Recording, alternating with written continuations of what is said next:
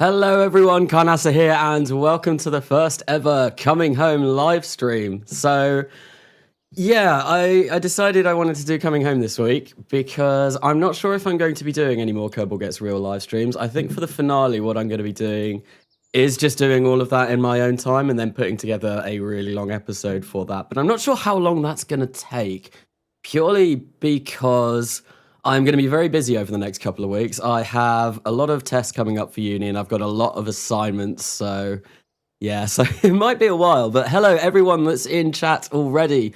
Welcome to the stream. Welcome to Coming Home. I'm not entirely sure what I'm going to be doing in this live stream. I think what I'm going to be doing is probably doing some scans of Rhode, doing some more, not Rhode, doing some scans of Lure, doing some more orbital kind of maneuvers with crewed craft. So if I go into mission control, I do have a scan sat to scan Lure, and I also have a contract to rendezvous with the vessel and dock. So I'll probably get doing that at this live stream. So what I'm going to do is we're going to jump into the vehicle assembly building and we're going to actually start working on some of the craft that we are going to be using. So, hello MK245, how are you? First time in a stream, not too bad. I've just finished my dinner and I am very full up. It was very nice. My wife lovingly made it some kind of chorizo pastery kind of thing, which was pretty cool.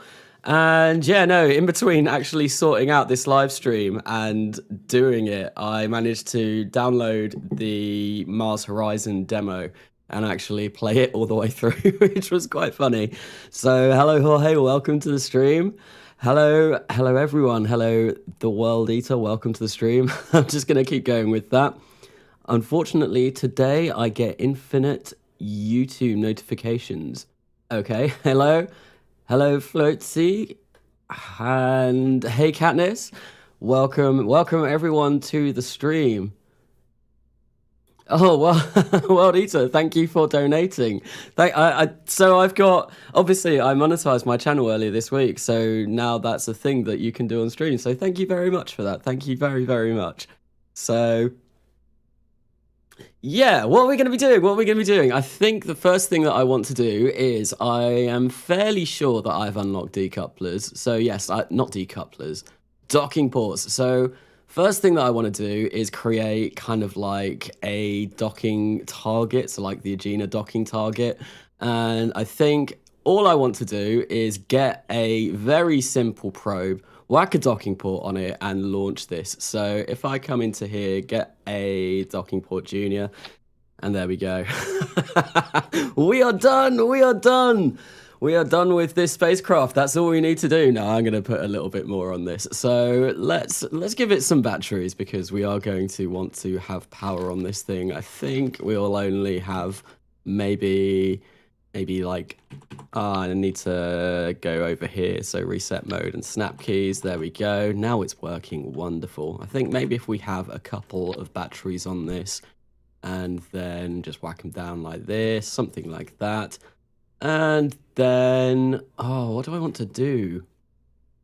I'm not sure if no. I was thinking of maybe putting a scanner on this and actually scanning Rhode even, but I'm not sure. Karnasa, thoughts on Mars Horizon? Hello, Pesky Bird. My wife is actually just watching Green at the moment, so yeah. Mars Horizon, I mean, it was fun, but I can see it getting very old very, very quickly. Very quickly, because yeah, there doesn't seem to be an awful lot to do. It might be just because it's the demo, but it is very repetitive. And I would kind of like to maybe see where that goes with the actual game, but I'm not sure. I'm really not sure. Hang on. What is going on with my PC? Right, there we go. That's better. I have my volume turned down. And actually, I want to be recording this. I'm not sure if I am going to be putting... So the live streams for Coming Home, I'm not sure if I'm going to actually record this and put them in an episode, or if I'm going to do the live streams separately and then actually do the episodes on my own time. I've not decided yet. I'll kind of figure that out once I've actually finished this live stream. Right, so I think, yeah, we'll get an extra battery pack in there. See how long that's going to last us. 5 hours and 4 minutes, yeah, that's going to be plenty. Right, so with this, I think To be honest, that's the only thing that I'm going to want to send up to space. Is there anything else that I can attach to this that is going to give this a bit more use? I'm not really sure. Do I have any new unmanned experiments that I can whack on this? No, I think I've done all of these in Rhode orbit. So this thing is massive, I think. Yeah, so I do want to send up a telescope because I'm fairly sure using these telescopes you can search for planets using research bodies, even though that I have actually discovered every single celestial body in the Tempest system already due to a bug with Kerbalism, I believe. So that's a bit of a shame. So we probably don't want to put that on there. We were talking about Mars Horizons on the almighty Discord. We were, so yeah, I did download it and I played it all the way through. Or the demo, at least. So, did you follow the SpaceX launch today, Carnassa? I did watch the launch, but I didn't see it as it happened because I was asleep. I think it launched at about midnight my time. And yeah, so I was asleep. I went to sleep really early last night. So I'm just going to call this a Gina because, you know, like it is going to be our docking target. So target. And I'll save this, and I think that's pretty much all I want. I don't think I need any additional science on this. This is just going to be chilling in orbit, and I don't need to add RCS or anything like that because it's stock. So we've got a super ridiculously powered reaction wheel in this, which is going to be able to do everything. So I think what I'm going to do is I'm going to grab something, a Harpy 3, and we'll just launch it on one of these. Very, very, very simple. Okay. So, no, that's the wrong thing. I also need a decoupler. Where is there's the decoupler. So if we do this, do that, there we go. And then we just whack on payload and yeah, it's a very stubby rocket. So awesome. Awesome. I think, yeah, that's all I'm actually going to need for this. And yeah, we've got our Harpy 3 decal on there. And I think, yeah, that's pretty much all I want to do. I don't really want to whack any more decals on there. So let's save this up. Let's launch this. Now that we've got that launched, I am going to work on a craft that can actually dock with this. So, Rhode 1 was my first orbital vehicle. I think I will go with that. And what we're going to do is we're just going to remove this. We will place a docking port on there, a docking port junior. There we go. And I think I am going to change this around just a little bit. So if I put this decoupler there, we do need some parachutes because at the moment we're not going to be getting back home safely. So I'll place a couple of radial chutes on here. Maybe I'll get rid of these batteries. Get rid of those batteries. Place a couple of radial chutes on, something like that. There we go. Wonderful. And I want a decoupler. So we whack a decoupler on there. Is that the right decoupler that I want? Let's try one of the standard stock ones. So something like that. Yeah, wait. Where did my heat shield go? Okay. Where's my... I swear I put a heat shield on this. I swear I moved it. Where has it gone? Okay, so that's just vanished into thin air. Awesome. So I have to grab another one of those. I don't really think I need a heat shield for this, if I'm going to be particularly honest, because I think Rhode's atmosphere is so thin that this isn't going to burn up. Dang, you woke up at 5 a.m. for the launch. I did wake up at 5 a.m. Well, I did. So yeah, Crew 1 was 5 a.m. for me. I watched it live though. No, I woke up at around 5 a.m. today as well, and that's when I watched it, just because I don't know why, my sleeping pattern was really messed up. Carnassa, please, and I mean please, use parachutes for lure. Are they really that good? Because to be honest, I don't know if I want to use parachutes, just because you only need about 200 meters per second of delta V to actually land, and it just means adding something else that... And propulsive landings, I would much rather do a propulsive landing than have to rely on parachutes, because if I use parachutes, there's always that risk that they're not going to work. And I don't know. I'm not as keen. I'm not as keen on parachutes as I am with propulsive landings. Hello, yes. Maybe use a parachute and propulsive landing both. That might be something worthwhile. What mod do you use that tells you what mod the part is from? I think that's just added within the mods. Stock is small enough you don't need parachutes or aerobraking for anything. Basically, yes. I love Beyond Home videos. Thanks for this series. No worries. Combine them. Okay, Carnassa, can you give some tips on how to make sure that when you make a launch vehicle, you can actually let the payload attach? How do you mean? So when I design launch vehicles, I usually do them at a kind of diameter that's going to be roughly kind of what I think that my payload is going to be, especially when I do it in Kerbal Gets Real. So I designed the Adventurer 1 and the Adventurer 2 launch vehicles around the Pegasus stages that I had. So I had an idea of how big those spacecraft were always going to be because the transfer stages that were in there, I designed those previously before designing the launch vehicles. So anyway, right, with this, what do I want to do? What do I want to do? I want to make sure that the parachutes are okay. I think I'm going to make these a size smaller because they are rather sillily big on this craft at the moment. There we go. I change parachutes used. Where is it? Parachutes used. I want 2. 6 meters per second touchdown sounds about right. Do I want to use current craft mass? I think I do. And I want that to be about 5,000. 30,000 is way too high. Apply symmetry to all counterparts. Brilliant. There we go. And I'm just going to do that again just to make sure.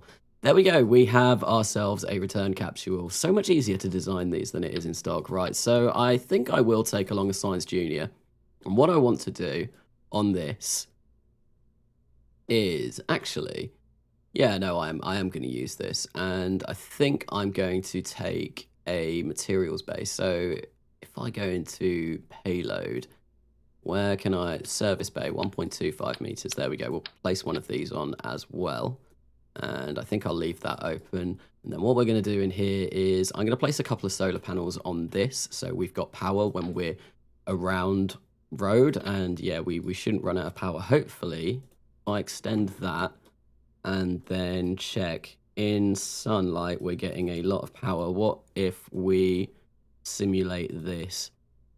Yeah, we're still going to be fine for power, so that's good. Yeah, we're going to keep those solar panels on. I'm going to turn that off, and I'm actually going to give us some more sample capacity in here, maybe a bit more data. Cool, right, so now I want to place just a couple of batteries in here so we don't run out of power, because that would be terrible.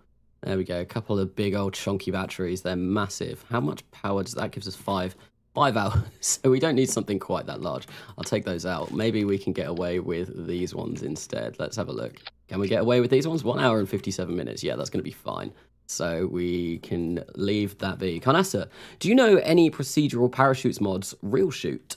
Real Shoot is what I'm using for this. So, I mean, they're not really fully procedural, but you can change the size. There's 3 different sizes, and then you can just kind of mess around with sort of like the parameters where parachutes are going to open and that. So it's not fully procedural like, say, procedural parts are, but it is a lot more procedural than standard parachutes. I'm addicted to Demeter Rocket, the one with 4 boosters and the orange upper stage. Oh, what, for the... for launching... Oh, excuse me, what was it? I think it was the 3 boosters.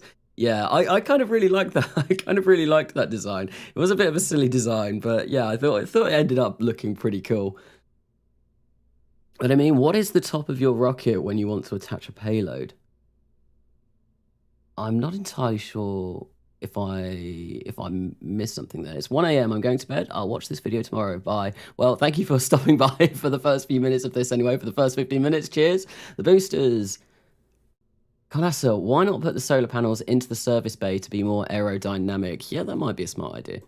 So let's actually do that. Let's actually do that. So if anyone has any suggestions for building stock craft, feel free to drop them in chat, because I'm not the best at building stock craft. It's been a while, really. I think what I kind of want to do is maybe something like this. If we tweak scale these to be a bit smaller, and then we can just attach the solar panels like this, maybe offset these in slightly, change my symmetry so that we can do this a bit nicer. There we go. Maybe we can move those out just a tad. Is that gonna shut on those? It's not in the way, is it? There we go. Yeah, there we go. Cool. So we can have that like that, and then they can just come out, and we should be fine. Absolutely fine. I think what I might want to do is move those up just a tad, though. So somewhere like that. But is that going to cause all kinds of issues when I retract these? So yes, they are now they are now stuck within there, but that's annoying. That's really annoying. Maybe if I rotate these, by 90, something like this, and then we extend them again and just move them up ever so slightly, something like that. Retract the solar panels. Still just kind of not quite where I want them to be. Oh well, we're gonna live with it. We're gonna live with it. We're gonna stick these like this, and I'm just gonna keep these like this. There we go. That's fine. Didn't want to get political, but thoughts on Mayhaps and Perby. Thoughts on Mayhaps? I'm not sure what that is. Or just use fairings. Put them sideways. Yes, actually. Yeah, let's put them sideways. So if I do this, and then, come on, let me select what I want to. That's gonna be a little bit close to shutting on them though. Although I think if I move them in like that, there we go. Then we extend the solar panel, and that's, yeah, that should be fine. That should be fine. Awesome. Then we can close that, and nothing is in the way. Sweet. So yeah, no, I'm not the best at designing stock rockets because it's been, well, a really long time since I've ever really tried to do anything like this. So do I want anything else in here? I've got solar panels. I know what I need. I don't have any. Oh, that's not good. I don't have any RCS control. So what am I going to do about that? I think I can probably rely on the reaction wheel and then maybe get this tiny pug engine to send us towards the spacecraft. That's not going to be very reliable, though. It's not going to be very reliable at all. I think what I might do first is... Oh, what do I do? I've got 80 odd science, so... Oh, I'm not sure. I'm going to try this. Oh, hello. There we go. I'm going to try this and see if this works. This is going to be a single stage to orbit. Fantastic. It's so silly how little you actually need to get to orbit around Rhode. There we go. Yeah, no, I'm going to try this and see if this works. And if it doesn't, well, it's not really that expensive. I've got 880,000 funds and this only costs 15,000. So I think I'll call this Rhode 2. There we go. Nice and simple. Save this, launch this. And then finally, whilst we're still in the vehicle assembly building, I am going to work on just a simple scanner that is going to get us a... What is it? What do I want? A better scan of Rhode. Didn't get check pinned Discord. Mayhaps. Check pinned Discord. I'll have to check that in a bit. How did you get Copernicus to work? I've tried CCAN on 3 different versions from 1.7 to 1.9 and none seem to work. So far, all Copernicus has done for me is glitch solar panels. So Copernicus, I've got bleeding edge Copernicus and I'm not sure. What is the version that I've got? Let me see if I can actually go into my game data folder and see if I can figure this out. Right, so game data.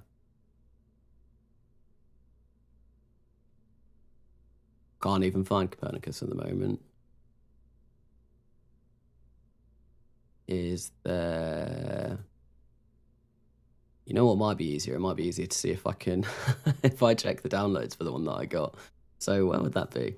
Just gonna quickly try and find this Copernicus because someone did ask me this before on a comment and I don't know if this is the same person, but I did say that I would try and get back with the version that I've got and I can't find it. Right. Oh, I've got release 42 of Bleeding Edge Copernicus. That's the version of Copernicus that I've got. So, Carnassa, could you use the lazy land method of having SAS or MechJeb point the craft at each other and then just using the main engine? That is what I am going to try and do. That is exactly what I'm going to try and do and see if that works. It might not. It might be a bit tricky, but oh well. So I want an advanced multispectral scanner on this. I think this is going to be massive, right, compared to this tiny little probe.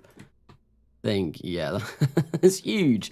That's absolutely ginormous. That's way too big. I think what I'll do is I love tweak scale. We're gonna tweak scale this up to maybe like 100 40. Yeah, there we go. And then that way we can actually fit this kind of scanner actually on here. This looks awful. This looks horrendous. Oh well, and yeah. Yeah, this really doesn't look great. I think why I need it to be 60, don't I? Or 30. 30 will do. Do that. There we go. We've got solar panels for days, absolute days, right? And if I just do this and this, and they should be at the same height. Wonderful. We'll retract those as well. And I'm going to make this pretty in gold because it kind of matches that. Oh, that doesn't actually look too bad now. That looks a lot better than it did. I'm really kind of missing the fact that I don't have RCS thrusters, though, because I would like to place a couple on here, although we do have the reaction wheel inside, which will be more than enough. Right, and I think what I want to do is that is probably all I need, but we are going to add a couple of batteries as well because, yeah, this will run out of power very, very quickly. Maybe I can place the batteries something, yeah, like here. We'll place them on the bottom, inset them ever so slightly, and I'll get one of these as well. There we go. We've got loads of batteries. What if this is running, though? 17 minutes of power. Okay, so that's not great, but I'm not sure how long it takes to orbit Lua, but maybe we'll get a full orbit of Lua with this. And what kind of height does this need to be at? So to get our scan, come on. Altitude best, 300 kilometers. Okay, that's not too bad. That's okay, that's okay. So yeah, with that, I think that's pretty much all I want to be doing for this. This is just going to go to Lua. And it'll be, what is it, like L-scan 3, because I think this will be actually the third one that I send over. And yeah, that will do us just fine. And after this, I think what we will do is we will actually get to launching some stuff, because I spent a while in the vehicle assembly building. So K&K dirt drill, what is that? So I need to kind of figure out all of the USI mods as well. I've got a lot of parts here that I'm not entirely sure what they do, and I'm kind of hoping that as I play the game and as I unlock more stuff in research and development, yes, stuff, that's the word that I decided to go with. Well, hopefully I should learn a bit more as I go on. Okay, so yeah, I think with that should be okay. So finally, let's just grab another Harpy 3 because it can get us wherever we want to go. And I think, yeah, just merge this. Once again, we're just going to take off the decoupler. Where's the decoupler? There's the decoupler. And yeah, stubby rocket again, and it's great. I don't have to tool the fairings, so the fairings cost the same each time, and yeah, that's absolutely wonderful because tooling fairings is very, very expensive in our own RP1. Right, so that's the third Harpy 3, L-scan, yep, that goes, and that should be enough to get us to Lua, I think. That goes, and that, yeah, I think that's fine. Okay, so let's save this and let's launch. And there we go. We've got 3 things added to the vehicle assembly construction queue. Kanasa, will you make a starship for interplanetary missions? Maybe in the next series of RP1 that I do. I'm not sure if I will, though. I might do kind of my own designs for interplanetary missions. Like the interplanetary mission that I've got going on in Kerbal Gets Real at the moment is... It's very large. It's very large. So Starship is ill suited for deep space missions. So yeah, I don't know. I don't know if I'll be using any SpaceX stuff. Starship is ridiculously heavy for a rocket, but it's a good price for a fully reusable rocket.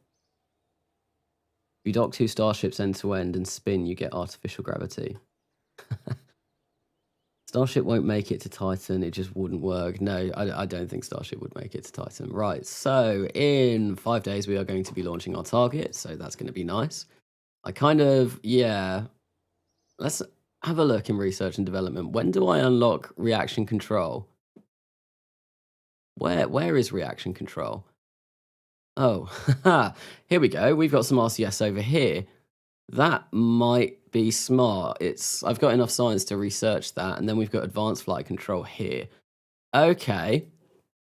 I mean, they're only pointing one way, But I might be able to use these to actually give us, yeah, we've got linear RCS ports. I might see if I can go in and edit the craft so that we can actually use RCS control, but I will launch the Agena target first anyway. Starship will make it to the moon and maybe Mars. Yes. I wonder why they aren't using hydrolox for Earth transport Starship. I think it would be cheaper, granted it would ocean launch. Well, Starship is built using the Raptor engines, which is Methalox. I'm assuming if they wanted to use hydrolox, they'd have to do a lot more work to actually develop hydrolox engines that work with Starship.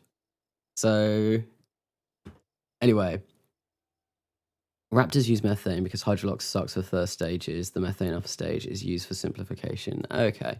Right. Well, yeah, hydrolox has really bad specific impulse at sea level usually.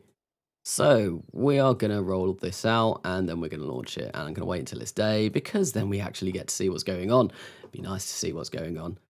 Don't like it when it's in the dark. And the great thing about playing stock is, well, not stock. This is still heavily modded KSP, but it's not RO. The great thing about playing stock-ish, I think that's what I've always decided to call this series. It's stock-ish rather than stock. Yeah, no, we don't have to launch into the plane of any targets because we're launching at basically a 0-degree inclination every time, which is glorious. So we don't have to wait. We don't have to launch at night occasionally. No, we can launch whenever we damn well please. And that will probably always coincide with launching in the middle of the day because then we get to see the most. How long will the stream be approximately? I really want to watch this.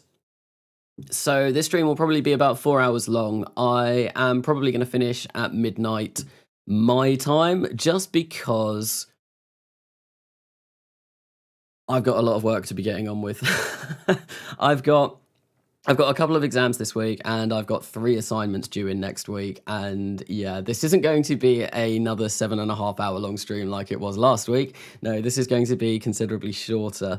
And after this stream, there will probably be a bit of time where I don't really upload anything because I am going to be so busy over the next couple of weeks with uni work.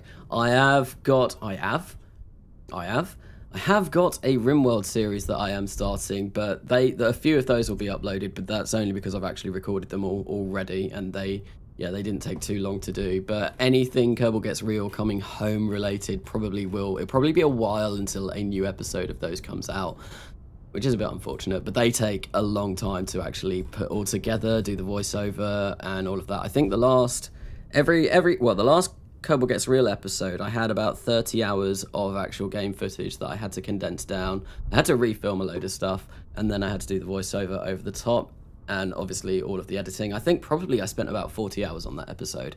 So, yeah. I'm yellow clocking. That's the first time I've actually yellow clocked on the launch pad from on coming home. That's bizarre. I'm assuming that's because I'm streaming. How do I put up with this? Yeah, I'm assuming that's because I'm streaming. I'm still getting quite a few frames per second. I don't know why that's. I'm getting way more frames per second than I do with Kerbal Gets Real. So yellow clocking equals processor bad. I am using an i5 processor. It's probably not the best of processors to use for Kerbal Space Program. I'm so used to saying Gets Real after Kerbal. So I forgot to like, so I came back. Thank you very much. Finals coming up this year. No, I don't. I am in my 2nd year, so I have 1 more year after this.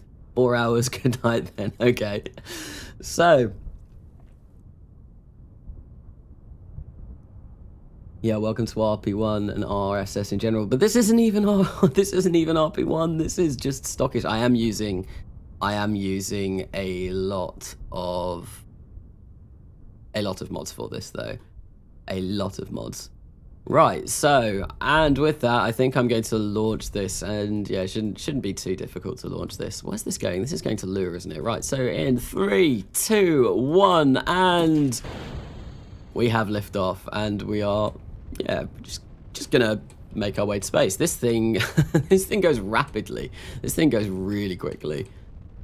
So, Yeah, no, we are. It is rather slow. It is rather slow. I'm going to assume that is because I am streaming. Usually doesn't take this long to actually get us anywhere, but yeah, no, I'm thinking because I am streaming, it's putting more of a strain on my CPU, and that means the game is going to unfortunately run a bit slower. However, it is going to run a heck of a lot faster than Kerbal Gets Real. So yeah, no, this is taking about a second for every 2 seconds. Is it? No, it's taking 2 seconds for every second. This isn't good. Right, so we are, yeah, no, that's fine. And the staging for this is all messed up. I want those to go there. We will separate now. What is our final orbit, our apoapse? I want that to get up to maybe about 65 before I stop. That first stage has an incredibly high thrust to weight ratio, so it really does kind of just get us off the ground quite quickly. Right, so yeah, once I get to 65,000 meters, I'm just going to cut this. So the atmosphere at Rhode, it finishes at 50,000 meters. So it's yeah, it's kind of easy to orbit Rhode. Well, it's very easy to orbit Rhode. It's just compared to Earth in real solar system, which is what 140 kilometers. Yeah, it doesn't take any time to get to orbit. It takes barely any delta V as well. And then obviously because it is kind of stock, it's stockish. Yeah, the reaction wheels and all of that is just it's a lot easier. It's a lot easier.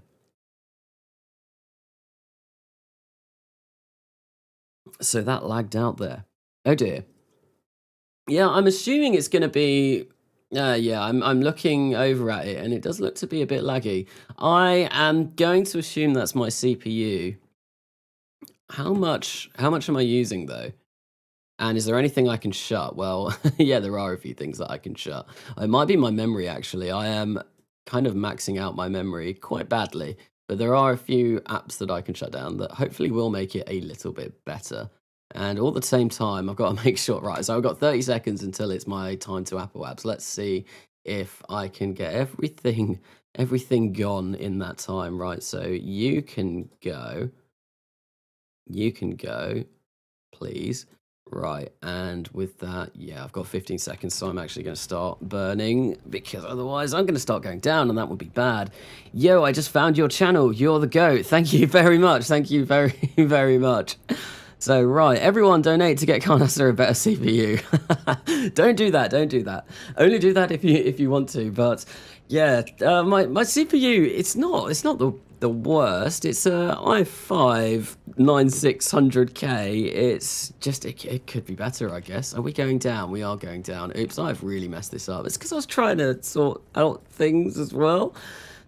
Oh, it's a bit stuttery. Does seem to be running a little bit better now. I'm not sure what happened there. It might have been because I was going from atmosphere to space, and that can cause a few issues. But yeah, don't know what happened there.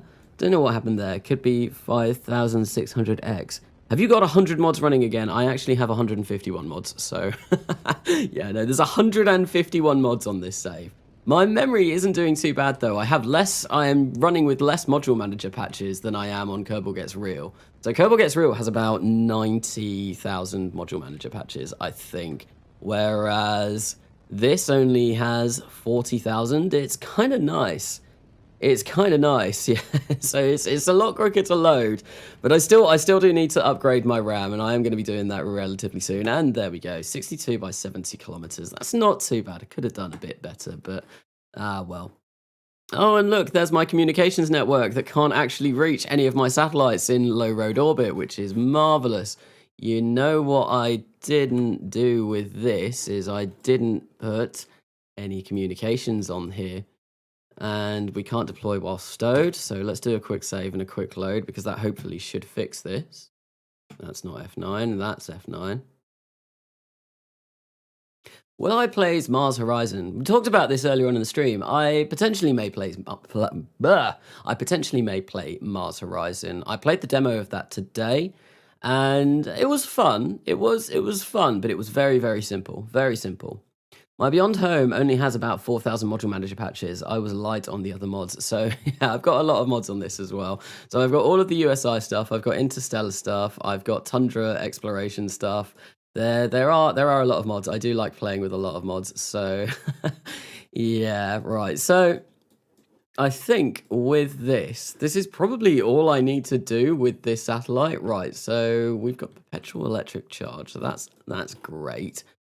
Do I want to do anything? Oh, I did select a might, and oh, wait, unmet require. Oh, I think we need to be at a certain inclination. Okay, right. So, well, we've launched this into orbit. Now, all we need to do is actually get our crew to dock to it. Yeah, no, that's all we need to do. Once we've done this, then that should be good. So, rendezvous with any vessel, dock with any vessel, and yeah, there we go. So that should be all that we need to do for that for now. So I'm going to go back to the Space Center. What I'm going to do is I think I am going to have a quick look at the crewed Rhode 2, the Rhode 2 mission that I designed. I'm going to see if I can put some RCS on there. Studios, I wish my game ran as fast. Useful for changing other mod stuff without changing the file itself and breaking everything when you uninstall. So just started playing. Any quality of life mods I should go for. So are you talking about Kerbal? I don't really know what quality of life mods there are for Kerbal. I suppose if you can't get to orbit and all stuff like that, maybe MechJeb, but I'd highly recommend actually learning how to do that. Wow, that's an expensive upgrade. Okay, so with that being done, let's go to Rhode 2, and I'm going to edit this slightly so we can actually put some RCS on it. Kerbal Engineer Redux is a good one. Kerbal Engineer KER Redux, yes, that is a very good mod to have with a Kerbal install. It gives you all kinds of useful information. And yeah, I run with KER all the time.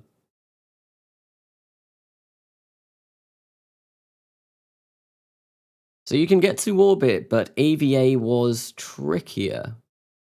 How do you mean?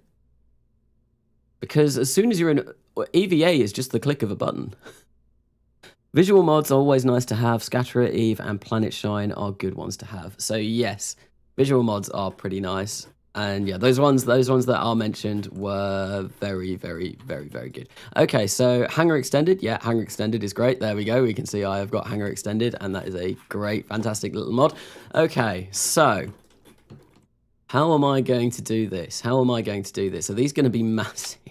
They are massive. They are ginormous. Right, so these are a bit more in line. That might be a bit better.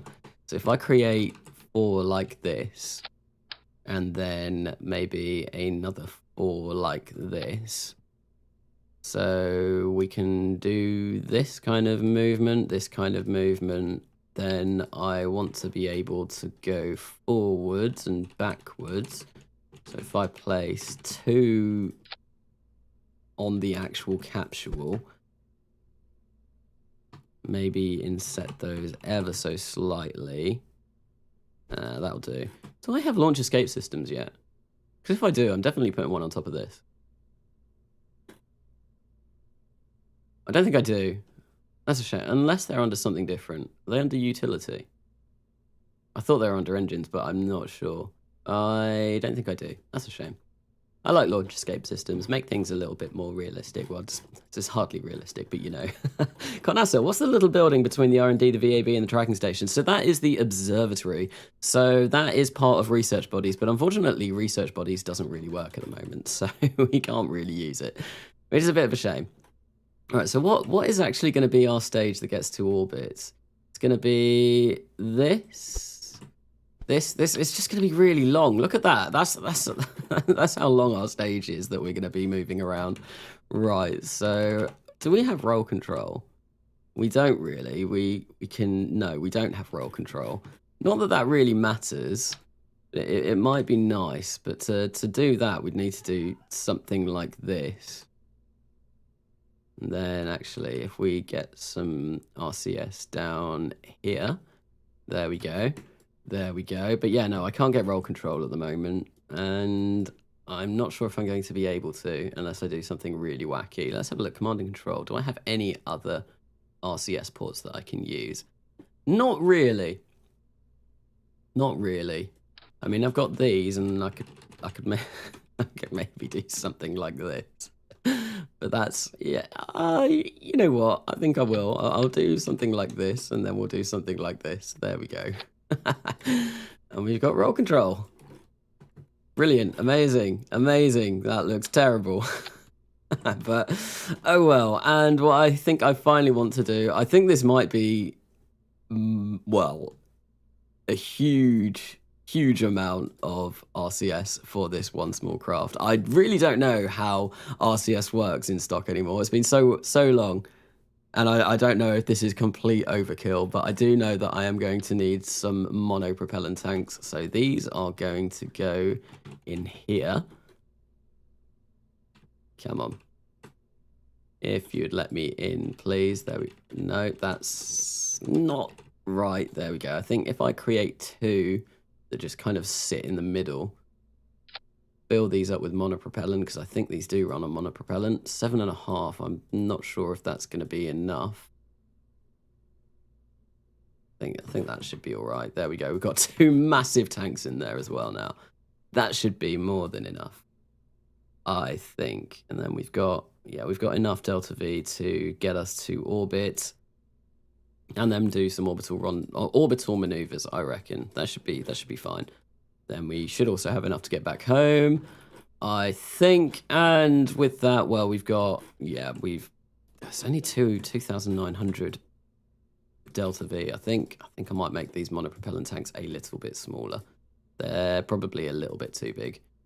Make them like 150%, and then we've got over 3,000 meters per second of Delta V, or just about. I think this should be fine. There's making history F1 equivalent. How do you install Beyond Home? Beyond Home? How do you install it? Well, I got the Beyond Home pack from, I got the Beyond Home mod and Parallax from GitHub, and then the other mods that I'm using for this save, I got them all off CCAN, and yeah, that's how I did it. Right, so save edits, cool. Comma on the rocket. Canassa, you can just use reaction wheels for roll. Yeah, probably could have done. So Raptor OP, stage combustion F1 is OP. Raptor going to be OP in KSP2. Are they including Raptors in KSP2? I don't know what they're including in KSP2. Obviously, it's been delayed yet again. But oh well. So someone was asking what this building is. It's the observatory. I'm not going to go into it because it's bugged. So I can't really go into it. It can mess up my game if I click on it, which is a bit of a shame. So I'm not going to go into it. It's kind of, yeah, it doesn't. It's just something for research bodies, so you can actually find out different planetary bodies. But I mentioned that earlier on in the stream, that research bodies is actually bugged. Canassa, you could add a nose cone on the docking port to make it more aerodynamic. I probably should have done that, but I can't be bothered to go back into the vehicle assembly building. We'll leave it for now. And then in future, we'll probably add launch escape systems and all kinds of stuff like that to our craft. Yeah. Canassa, are you in college? You sound like a college kid. I am in university, and I sound like a college kid. I'm a bit older than a standard person that's at university as well. So how old am I? I'm like 27. Yes, I'm 27. So I'm a bit older than a standard college kid. College for me is like 16 to 18. That's what college is in the UK, I think. Yeah. Canassa is old. I am. I'm not that old. So who are we gonna? So we have Ziggy Kerman. I do want a pilot in here. So I think we will get Ziggy Kerman. I do want a pilot because pilots in stock, I believe, are the way that you can actually use SAS. I also don't like how everyone just clusters vectors into oblivion. Is this in stock? Oh no, you're losing 0.75 meters per second of Delta V. Unacceptable. Oh dear. Vector is too small for that much thrust. They are the equivalent of the space space shuttle main engine, aren't they? I think. In America, college is like 18 to 24, so that is university, I think. Hey, Carnassa, first thing I hear when joining is you talking about your age. Don't start getting existential now. I'm just going to have a breakdown in the middle of the stream. Just going to be like, oh my god, no. I don't know what I'm doing with life. What is going on? Going through a quarter-life crisis. Right, so I want to set this as my target, and I think... What kind of height is that at? It's 63,000. So if I launch when it is just over me, I think that should be all right. There we go. Let's launch now. Let's launch now. Let's launch now. Go, go, go. Ziggy Kerman in 3, 2, 1. And we are gonna go, maybe, perhaps. Yeah, let's go. Let's launch. Go, go, go, go, go. We've got a docking target to catch up with. And yeah, so... I mean, it shouldn't be too difficult. I do want it a little bit further in front of me in the orbit because I'm going to try and get a slightly lower orbit with this. I think that's at about 65,000 meters. So if I go for, say, 55,000 meters, we should be able to catch up with it relatively quickly. And all will be fine. All will be fine. Beautiful plume. What is this from? So the plumes for this rocket are actually... part of the Tundra Exploration mod. I do have real plume on this save, but that doesn't work with the... Wait, hang on. That doesn't look right. That doesn't look right. Yeah, that's because it's not. That wants to go there. That wants to go there. There we go. That's better. So if I would have committed to that staging, that would have been bad. That would have been really bad. And I'm probably having a less than ideal ascent at the moment, but oh well. Oh well, and I've not got that started. That's good, that's good. That's what we want. And our RCS doesn't seem to be working. That's also wonderful. Why is our RCS not working?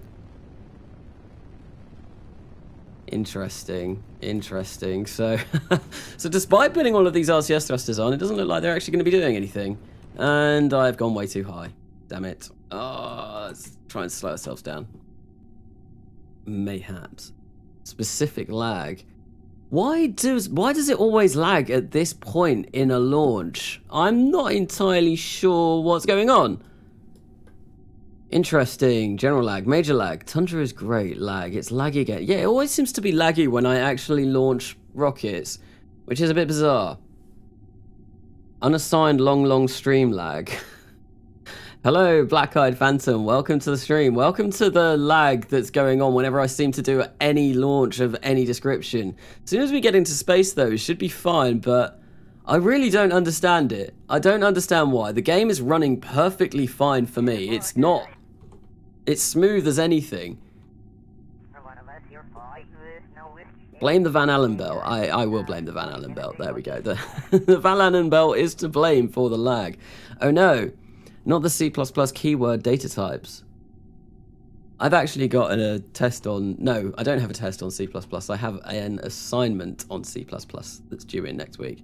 How high is the atmosphere? The atmosphere is 50 kilometers, so it's nowhere near as high as it is in real solar system or even stock. So let's fire this up again, and I am really concerned that we don't have any RCS control. Honestly, I don't know why that's happened. This is a bit of an issue. Right, so let's stop that from being so quick. I do want my orbit to be a bit lower than the target, so we are going to have to try and figure that out. And now we're going completely the wrong way. This is why I like MechJeb for launches. Why I like MechJeb for doing launches for me. Right, so, oh, there we go. Our RCS is working. Amazing. So I haven't messed up. And we are going down. So let's try and point ourselves up. Lag is gone. So yeah, I think the lag goes as soon as we make it into space. I really don't understand why that is a thing. You have parallax. I do have parallax. It does look very, very, very nice. So yeah, I'm fairly sure it's just my CPU giving out. So my graphics card is more than capable of running parallax and all kinds of things like that. But I think, yeah, I yellow clock at the start of that, and I think because I am streaming this, it's just, it really doesn't like actually getting all the frames. I might have to look and see if there's something I can do to fix that. And we are going down rather quickly, so I kind of want to point my nose up just a tad and see if we can try and catch up with this. We need to be lower anyway because we are trying to catch up with that Agena target, so we do need to have a considerably lower orbit, or I could potentially make that Agena target go up a little bit. We have almost got to the point where we are going back up again though. There we go. Pretty much as we make it into orbit. Very nice. So I think maybe I want to go for about 55, 54. Oh, wow, that's pretty much spot on 55. What's your PC? What is my PC? Lagmosphere. So my PC, I've got a NVIDIA RTX 2070 Super graphics card. I have 16 gigabytes of RAM, 2133 megahertz RAM, so it's not the best. And I also have a Intel i5 9600K CPU. Right, so let's open this up and let's extend the solar panels so we can actually get some power and use these ridiculous reaction control wheels to actually, you know, spin us around. There we go. Power, all of the power, wonderful, wonderful. So we are going to just stay in low Rhode orbit, so I'm going to start this material study. If you would, please. There we go. Running. Perfect. And are there... No, I've already done a crew report. I want to transfer data here. What are we getting data from? I really don't know. Is there anything else? Auto... We've got some lights on here. We've got an antenna. And we've got a nav cam, so we can have a look through the nav cam. It's a really poor placement for the nav cam, but oh well. Oh well, oh well. Right, so... I think what I want to do is when I get to my peri-apps, I am going to lower our Apple apps so that we can start catching up with this. Although it doesn't look like we are catching up rather quickly. Rhode 2 batteries are almost empty. Oh, that's bad. Okay, it's because I'm running the material study. Oops. So we've got 7 minutes left of battery. Luckily in stock, well, we can get more battery by firing up our engine briefly. So if I turn this way and then bring our Apple apps down, I think we should get some power. Yeah, we do. We do get power. Lovely. And hopefully that will be enough to get us round to the other side of the planet. I don't know though. No, it doesn't look like it is going to. Oops, I messed up. I messed up. We've run out of power. We've run out of power. Oh wait, no, we're gaining. Are we gaining power again? Are we in the sun? No, we're not quite. Come on. This is why you don't leave. Yeah, this material study just eats through your electric charge like nothing. There we go. We should be gaining power now, though. Awesome. We are. Wonderful. So now that we are, I'm going to start this material study again because we should have enough to actually run it and not run out of electric charge. Right, cool. So now that I have done that, let's actually plot ourselves out our maneuver where we are going to rendezvous with this craft. So, what is... Oh, I can't even get rendezvous planner up. That's annoying, so I don't know what my relative inclination is. Oh dear. Oh well. Oh, this is why... Yeah, I miss having MechJeb. I miss MechJeb. Right, so if I bring forward our orbit... Oh, there we go. Oh, that's looking pretty nice. Looking very nice. Separation of 3.2 kilometers. That's really close. And it's going to get even closer. 7.2 kilometers and 10.4. No, that's a bit too much. Bit too much. I think 1.6. What if we 0.6, 0.3? Yeah, 0.3 kilometers. I think I'm going to be quite happy with that. I'm happy with with that separation for our first launch. Yeah, no. So this is actually quite a good rendezvous. So in 58 minutes we are going to be performing that, and we should hopefully have power because this should run. There we go. Yes, that's absolutely fine. So let's just skip around a little bit until we get to our node. And wow, it's so much easier doing these kind of maneuvers than it is in RO and RP1. BC orbit is really annoying. You can get KSP on PS4. You can get KSP on PS4, I think. I don't know. I know there are console versions of the game. I've never played them because I've had KSP on PC since 2013, so I never bothered with the console version. But yeah, no, you can definitely get KSP on console. Right, so let's do a burn. Let's burn. There we go. Wow, that's moving very quickly. I think actually if I just keep this here, then I can see where we're going, and 0.2 kilometers. There we go. Awesome. And our relative speed is only 13.8 meters per second. Oh, stock speeds are so nice to play with. Have we got our solar panels in a correct orientation? Yes, we do. We are gonna have all of the power that we could possibly want, and we are hopefully going to dock with this KSP, but you can't time warp. That sounds horrendous. That doesn't sound fun. Wait, where is it? Oh, we've gone past it. 0.2 in six minutes. There we go. And are we going to have a bit of lag when we enter render range? No, we entered render range very, very quickly. So let's just try and catch up with this as soon as possible. 26 seconds, and we're going not that fast in comparison. We're only going 13.8 meters per second, so this will be really easy. Very nice, very, very nice indeed. Yeah, it's just sort of washed down on KSP. What was that in relation to? I played it for 3 years. Oh, are you still talking about KSP on the consoles? My cousin had KSP, then I really got into it 2 years later. The campaign in Take on Mars has a real-time mode. What's Take on Mars? Is that something that I've missed? Kanasa, you should install RO Solar to this save because the procedural panels and the customizable foldable ones are great to make probes. So, RO Solar works? I might do that. I really do like RO Solar. It's such a great mod. Right. So, we are within 250 meters. Let's actually get as close as possible. And now I'm going to have to actually dock myself because I don't have MechJeb to be able to do this for me. So, this is going to be the first time that I've docked properly in a while. So this could end up going really badly. I'm just gonna like absolutely shoot towards this. I think if I turn this around and yeah, slow myself down, still got 637 meters per second of delta V, so we are absolutely fine. We've not got anything to worry about, and I think when I get within maybe 50 meters, I'm gonna just slam on the brakes.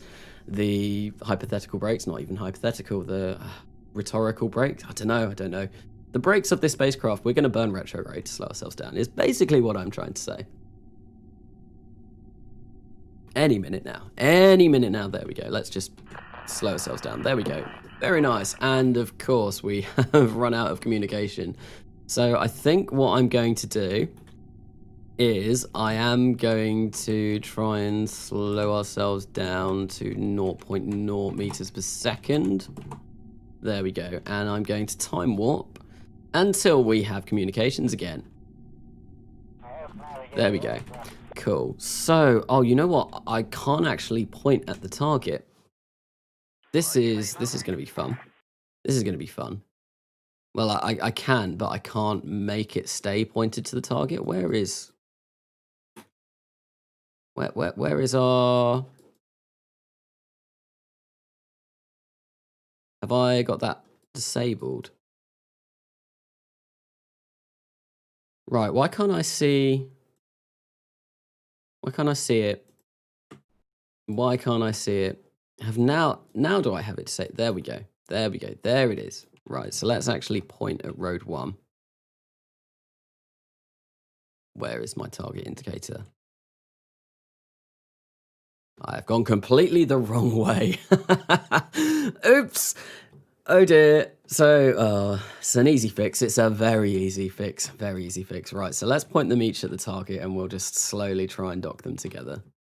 Simple as. There we go. If we do that, something like that. It would be nice if this was on the light side of the planet as well, because then I could actually see what I'm doing.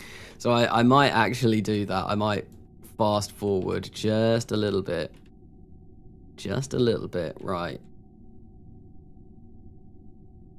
So, there we go. Cool. RCS is powerful. RCS is very powerful. And we're just going to slowly go towards the target. And we have missed the target by quite a considerable amount. Let's slow ourselves down.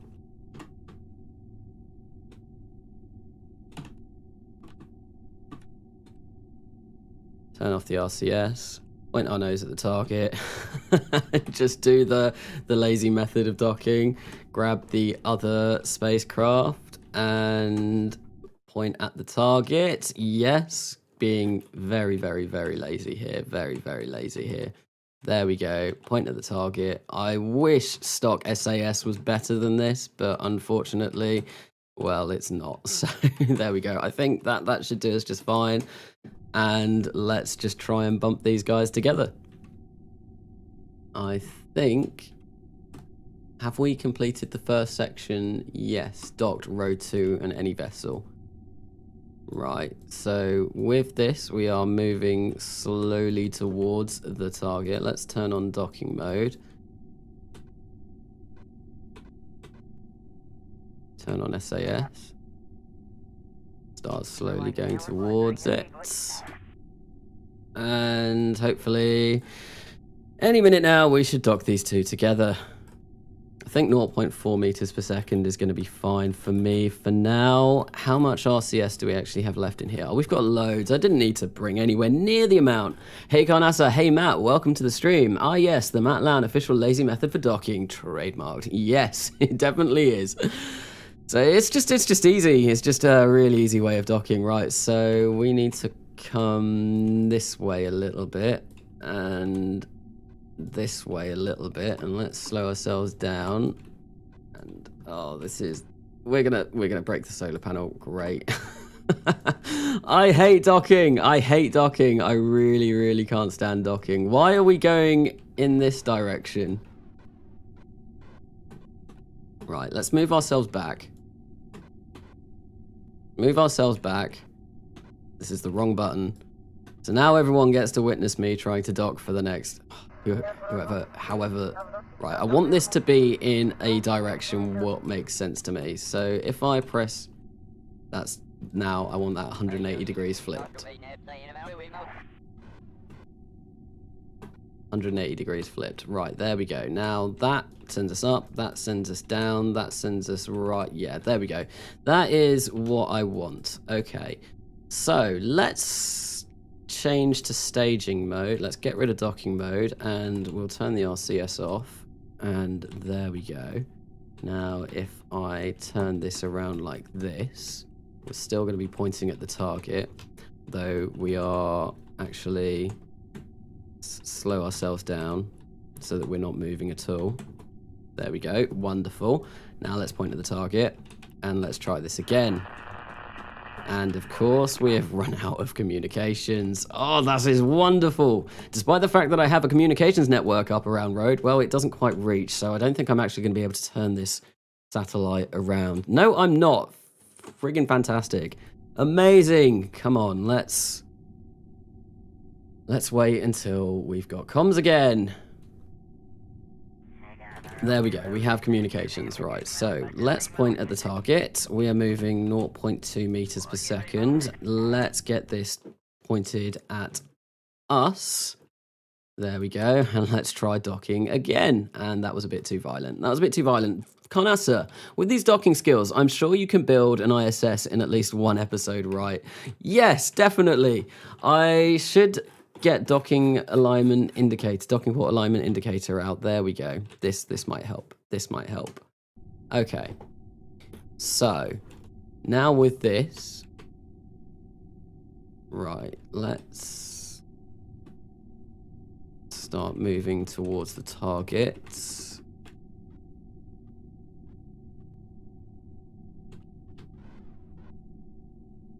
I really don't like docking in stock. Really don't like docking in stock. Okay. Okay. We're trying to bring it down. Trying to bring it down. Bring it down. Bring it down.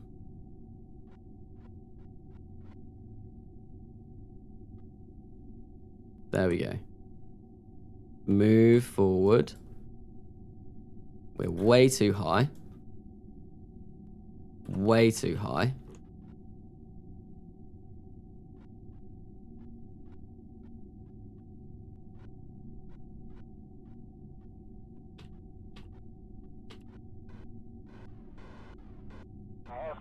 Oh, this is painful. Right, so let's slow ourselves down. Slow ourselves down.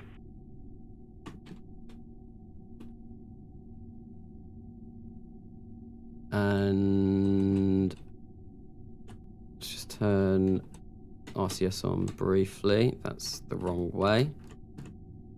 There we go. Point at target, and let's try and bump these together yet again. I really, it's been so long since I've had to dock manually that I just can't do it anymore. I just can't do it. I really can't do it anymore. It's been too long. It's been too long. My docking skills leave a lot to be desired because, yeah, I just get MechJeb to do everything for me. Because MechJeb is great. Carnassa, the nav ball, not the ship. What about the nav ball? Pain equals fix. Nah, bro, I use the base. Right, so now that these are pretty much on target. So why has that done that? Why is our... That's annoying. That's annoying, right. So if I come up... No. It's been so long. It's been so long. Gotta go. See you later. Thank you for stopping by the stream, Kerbal. Thank you for watching me painfully dock 2 spacecraft together. Really badly. Really, really badly. 0.2 meters per second. But we're going, like, the wrong way.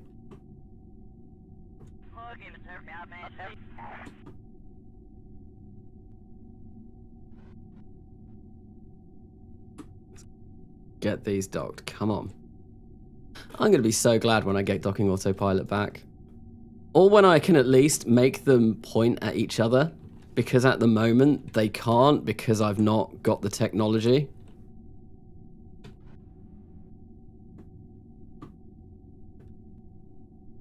Right, let's slow ourselves down. Because we are going to be running... Why has that done that? Come on, stop it. Right, so T... Let's... slow ourselves down relative to the target. Then I'm going to point my nose at the target once again. Because, yeah, no, it'd be really nice if I could select target over here, and then that way we could literally just point them at each other, and then we'll be absolutely fine. But we can't do that because I've not unlocked that capability yet. We're moving at 0.0 meters per second relative to each other, though. So this shouldn't be too difficult. This shouldn't be hard. Why is it way harder? Why is it way harder than it should be? Why? Oh, that's not good. I've just gone in completely the wrong direction. So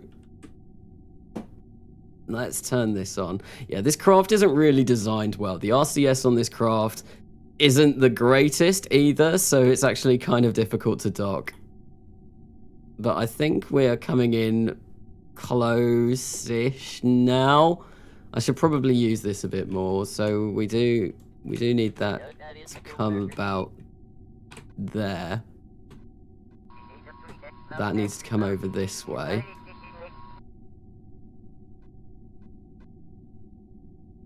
It needs to come down. There we go. Wrong way. Something like this. And come down a bit. Come down a bit. This way a bit. Go on. Go on. Do it. Just dock. Dock, please. Finally. Oh, there we go. Can't ask for God's sake, get the prograde indicator on the target indicator and you're golden. Yes. There we go. I managed to do it though. I managed to dock.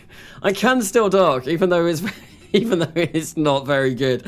Yeah, so I think for docking, most of the time I like to leave that up to MechJeb, because watching Kaidata try to dock is like trying to spearfish with a bread knife. Thank you very much. Okay, so now that we've done that, well, we've completed that contract, so we can actually send ourselves back home. So, what are we going to do? We are going to decouple. Where's the decouple option? Is it on here? Undock. There we go. There we go. Now that we've done that, let's just send ourselves back home. I'm fed up. Wait, what are we doing? Oh, we've got docking mode on. There we go.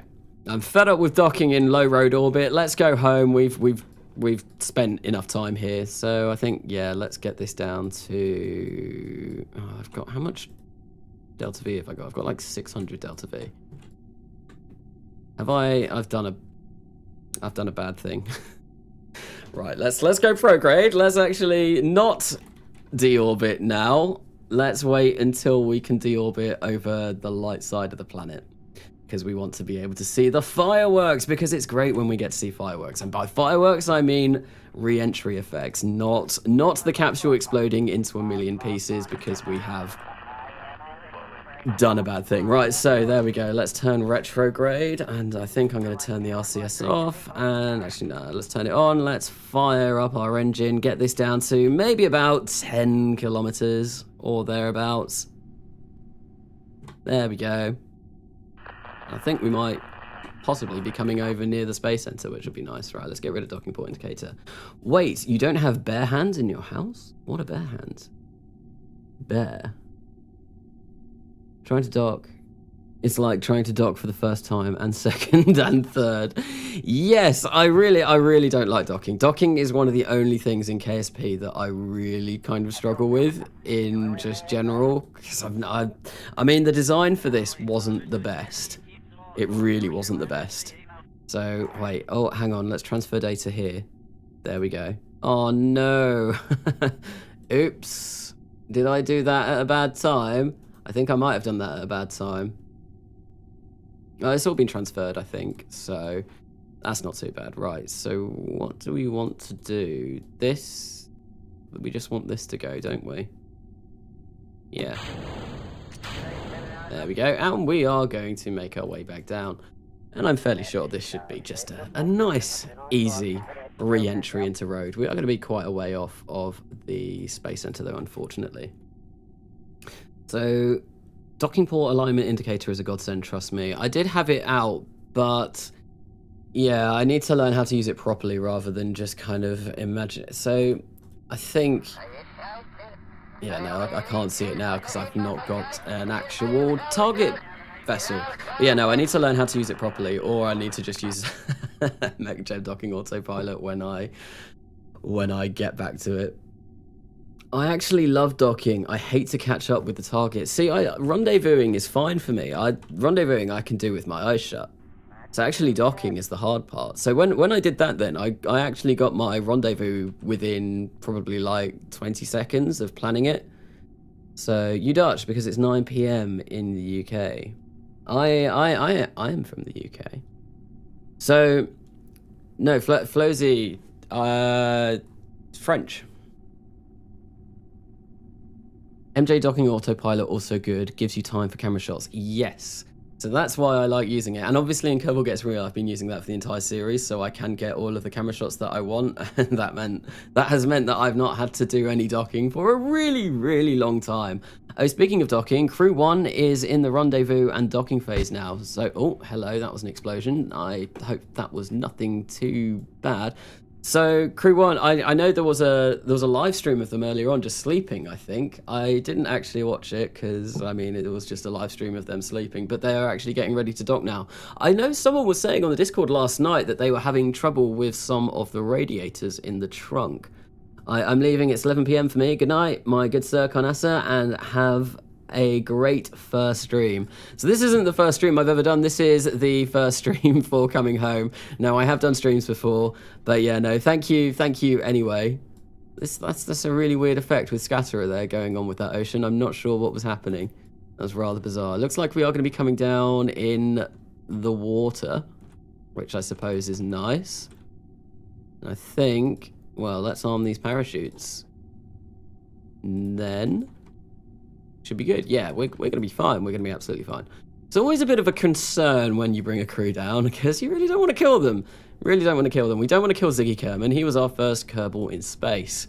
So, yeah, no. He's a bit of a hero in Rhode. We are coming down very quickly now. Are those parachutes going to open? That is very quick. Oh, wow. That was... So, with 50 meters to go, we managed to slow down to 7 meters per second. I suppose we've got the mystery goo experiment on here. There we go. That slowed us down a bit. 6 meters per second, we managed to come down. Glorious. And it's being really laggy for me on my screen. Really laggy for me on my screen. So I imagine that it's going to be really laggy on the actual stream as well, which is a bit of a shame. Oh, no. There we go. No, what is going on? Anyway, we can recover this. Recover vessel, normal recovery. What is going on? What is going on? Normal recovery, please, please. How are you on this fine day, Carnassa? I am rather good. I'm rather good. I've had uni today. I always have uni on Mondays. And yeah, no, I was saying earlier on in the stream, there is going to be a bit of a period where I'm not going to be doing any uploads over the next couple of weeks because I have a test on Wednesday, I have a test on Thursday, and I have, what else do I have? I have 3 assignments next week that I need to do. I have completely finished one of them, but I do still have another 2 to do. And yeah, so I'm not really going to have the time to do any of the edits or filming for any of these videos. So so this will be like the last, well, I'll do a stream on Monday next week as well, but I probably won't have any videos out this week, except for my RimWorld series, but that's because I've already recorded those. So they will start coming out. And yeah, I'm kind of pleased with how those went. Trying to do a trailer for that series as well, but it's not going particularly well. So we've got loads of money. We've got over 1 million funds, which is glorious. So first curve in docking, first splashdown. Yes, yes, yes. That's all very nice. What kind of missions does that unlock us? So plant a flag on lure. I think we will do that. Cool. Extract 550 units of ore from lure.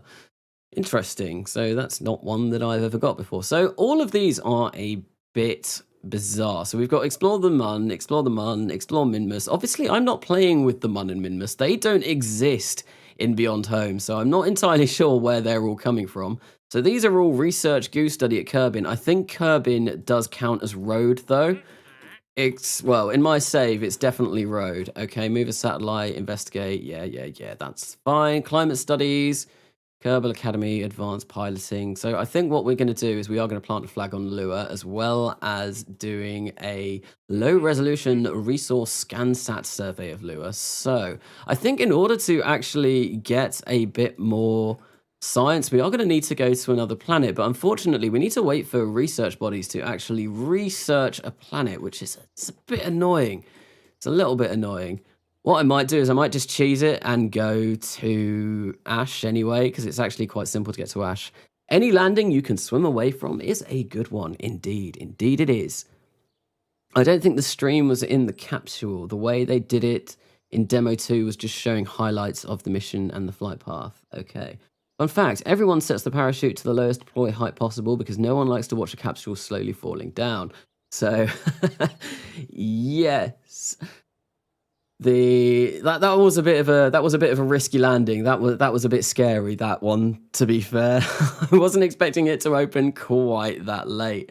Right, so with that being done, I think I'm going to go into the vehicle assembly building and I'm going to rebuild a lure landing craft. And then we will send our lure scanner and our lure landing craft. And then I think the next thing that I will do is probably cheese an Ash orbit, because I am running out of places to get science, and it means that I'm slowly kind of getting restricted by what I can do. When will Kerbals be getting hired in this series? I'm not sure. So we've got our 4 starter Kerbals. We are going to be eventually getting loads of Kerbals because we have colonization involved in this series. So, in order to colonize, well, we need to we need to get a lot of Kerbals out. So there is going to be a lot more Kerbals in this series than there was in Kerbal Gets Real. So I don't know. I love this flag. I absolutely love this flag. Maybe 1 to 2 years in the future. No, not that far away. Not that far away. Right. So there we go. With this, we are ready to return to Lua. I think we want to plant a flag on Lua. This isn't going to cost us a particularly large amount. There we go. Launched. We can leave. We can get that done. It's a donk. Is it? A donk? A donkey? A donkey? Hello, Jurassic. Welcome to the stream. Don't worry, I won't have any videos in like 6 months from the last one. Your situation isn't that bad. So, am I right in thinking that you are working on a Neptune Grand Tour? Is that the next one? Can I ask what mods you recommend? What mods I recommend? I am playing with a lot of mods on this save. So I've got. Let's have a look at the bottom. Got Wild Blue Technologies, I've got Deep Freeze, I've got USI and all of the USI mods, I've got Crash because I'm playing with Kerbal Construction Time, which is another mod. I've got Kerbal Constructs because I wanted to download Tundra Space Center. I'm not sure how I can actually get that to work though.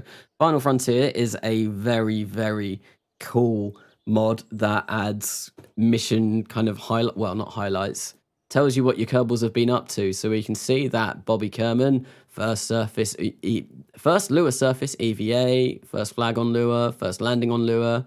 So she's basically been all around Lua. So that's a really cool mod that is kind of like nice to see what your Kerbals have been up to. And yeah, just like part packs. So I've got Interstellar Extended, I have Near Future, and of course Beyond Home and Parallax. Those are, well, 2 of the main mods in this series. Beyond Home is the Planet Pack, and Parallax is the thing that gives the ground textures, the ground shaders, and makes them look all pretty. Right, so let's roll L-Scan number 3 out, and we will get to launching this. My PC is crying while you're saying this. It's not prepared for what I'm about to do to it. So, for the vast majority of this stream, the stream actually runs fine. But as soon as I try and launch something, then it goes really laggy. So I think my CPU can't handle launches for some reason, which is a real shame. With Kerbal Constructs, you can buy a Lua launch site and allegedly some Easter egg launch sites. Okay, so I can buy the Lua launch site because obviously, I do have Kerbal Constructs, so it'd be kind of nice to see what we can have a look and see if we can get anything cool around Lua. I've been told the Lua launch site is in an amazing location to locate Kerbin as well. Not Kerbin, Rhode. I've been told. Obviously, Lua and Rhode are tidally locked to each other, so they're always in the same position in the sky. Dual launch site in the future. Really? That would be really cool. Well, it's not dual in this anymore, is it? It's Janus? Is it Janus in this? I can actually go and see. So here we are on Rhode. There's all of the Tempest system, and there's Kerbal. Let's have a look. What is dual called? Dynasty, Tribute, Drons, Janus. It is Janus, that's right. Right, so with that being done, oh, hello, what was that all about? Okay, so this is good, this is good. I think this should be enough to get us to orbit, and we are going to launch, not just orbit, but to Lua as well. We're going to go scan Lua. Now, I'm just going to have a look, and I'm going to see if this kind of like bugs out like it did before. I hope it doesn't. I really hope it doesn't. So, yeah, no, we've definitely got enough delta V to get to Lua. But it looks like, well, on my screen, it's not as laggy as it has been before, which is promising, but I can imagine that it's probably going to get laggy at some point soon. Because knowing my luck, yeah, my computer really doesn't like these launches. I think it's still okay, but we're going to cut that there now that we've got an apoapse of 65,000 meters, and we're just going to drift up to orbit. Big up Matt Lown. Wait, so big up Matt Lown, also my spelling is on peak. Wait, what? Who's talking about Matt Lown? Where did that come from? Or is it just Matt Lown has come into the conversation? Imagine not using MechJeb auto docking. I had to use that earlier on in in this stream, and it was very painful. It was very, very painful. Really painful, yes. No, I'm not good at docking. I'm not good at docking anymore. I could do it a long time ago when I first picked up the game, but I've become so reliant on MechJeb to dock everything for me that it's been a while. It's been a while and I've kind of lost the touch. Wait, you actually could do that because of the extra planet launch sites as well. I remember someone made a floating colony. I have a video idea that might be possible. Try and do a Voyager type mission even when it escapes the solar system. So a Voyager type mission in my Realism Overhaul series, the Voyager window is in 1977, and I'm fairly sure I'm not going to be able to launch anything for that, which is going to be a bit of a shame. But yes, Beardy Penguin, don't try it yourself though. Yeah, I thought Beardy, and I saw on Beardy's Discord the other day, someone found like the floating airship that he did.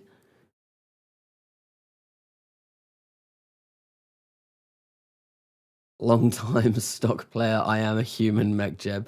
So I can do most things that, yeah, the only thing I really do struggle with in the game is docking. Docking is the one thing that I really do not like doing. Never have done. Never, ever have done, right? I think I'm going to stick this at pro grade just because it probably seems like a reasonable place to put it. And this is going to take us a really long time to actually get this all done. Let's extend our solar panels. And of course, they're stowed, so we can't. Even though they're not stowed, the fairing has deployed. The fairing has deployed, game. Why can't you see that? Right, so let's do stability assist because we're getting a bit close to actually starting to come down. And let's just try and balance this so that our time to apoapse is exactly 0 seconds whilst we make our way into orbit.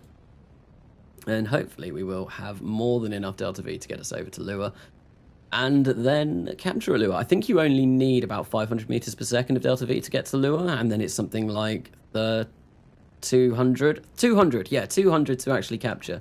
So it's really not much delta V at all. I found docking quite satisfying. I find docking horrendous. I really can't do it. Didn't he take multiple quick saves to get it? Oh, is this with the Beardy Penguin floating colony? I've not actually seen the episode. Is that from Endurance or is that from Beyond Kerbal? Because I've started watching Beyond Kerbal, but I didn't watch Endurance, so I've not actually seen where that's from yet.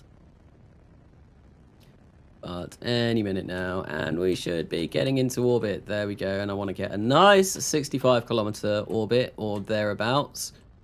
Just slow ourselves down and just wiggle this around until we get our orbit. There we go. And any minute now, we're just going to cut out the engine. And there we go. 65 kilometers by, well, 65 by 66 kilometers. That's a pretty circular orbit. That's not too bad. See, I don't mind doing like ascents and all stuff like that. I mean, that probably wasn't the most ideal of ascents, but yeah. Docking, I just can't stand it. I really can't stand docking. So we are going to go to Lua. I think we want to start our burn around here. Let's just stretch this out, something like this, and that's kind of made a big old mess. Let's turn this off so I can actually see what I'm doing, and we want to make, right, okay, so 25,000 meters, that will do us just fine, although I think I need to wait until I'm here, which is a bit of a shame. Because I would like to do it somewhere else. Right, so this needs to be 300 kilometers though, doesn't it? It needs to be at a height of 300 kilometers. So we need to make this a little bit higher up. Oh, and there we go. We've lost communication, so I can no longer mess around with my maneuver node. Absolutely fantastic. And I can't open up our solar panels either.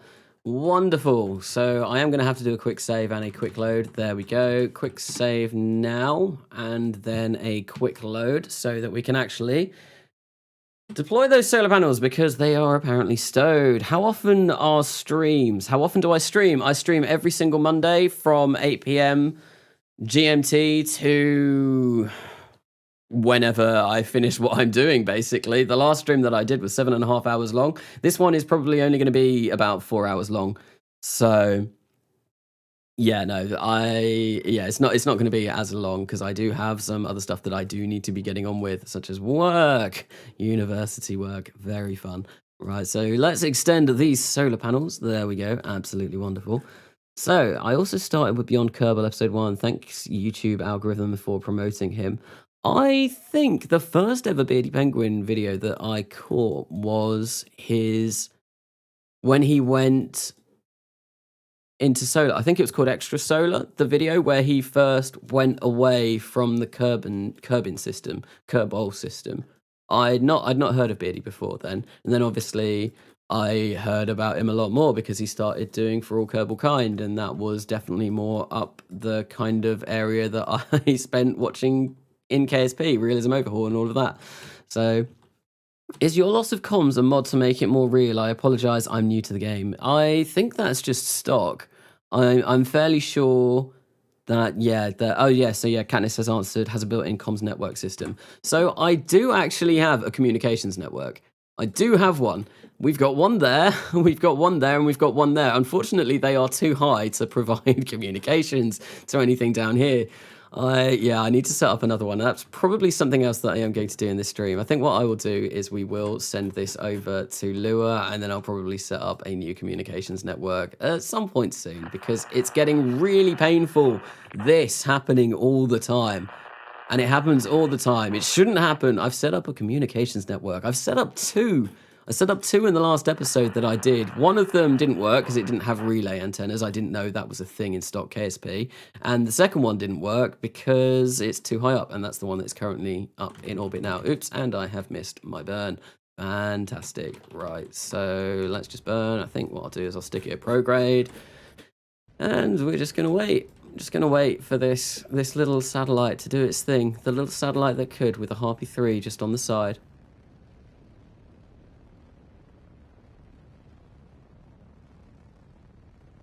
Yeah, no, you can turn communications off. And enter Carnassa being too good for stock. Hey, no. Let's actually... yeah, there we go.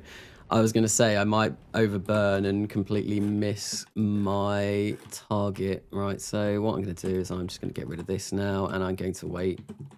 We need it to be 300,000 meters, so if I do something like that, that will be absolutely fine. Right, so let's focus our view on Lua, and I think what I want to do is I want to create maybe a maneuver node somewhere around here, and we are going to do something like this, so we can make our inclination polar. What's the best place to do it? I think it's about there. And then if we do something like this, no, radial isn't going to change anything. Oh, radial will. I'm just going to try and plot a maneuver so that we're coming in pretty much exactly polar. That looks pretty much exactly polar. It's going to be 160 meters per second. Then when we get there, it's going to be, to get to 300,000, it's going to be an additional 150. It's going to be tight. This is going to be really tight. Oh, well, I think we should have enough. I think we should have enough. Famous last words. Very famous last words. So, yeah, there we go. We're going to do that. Yeah, that's fine. That's absolutely fine. Okay, I think we should be okay. Fairly sure we should be okay.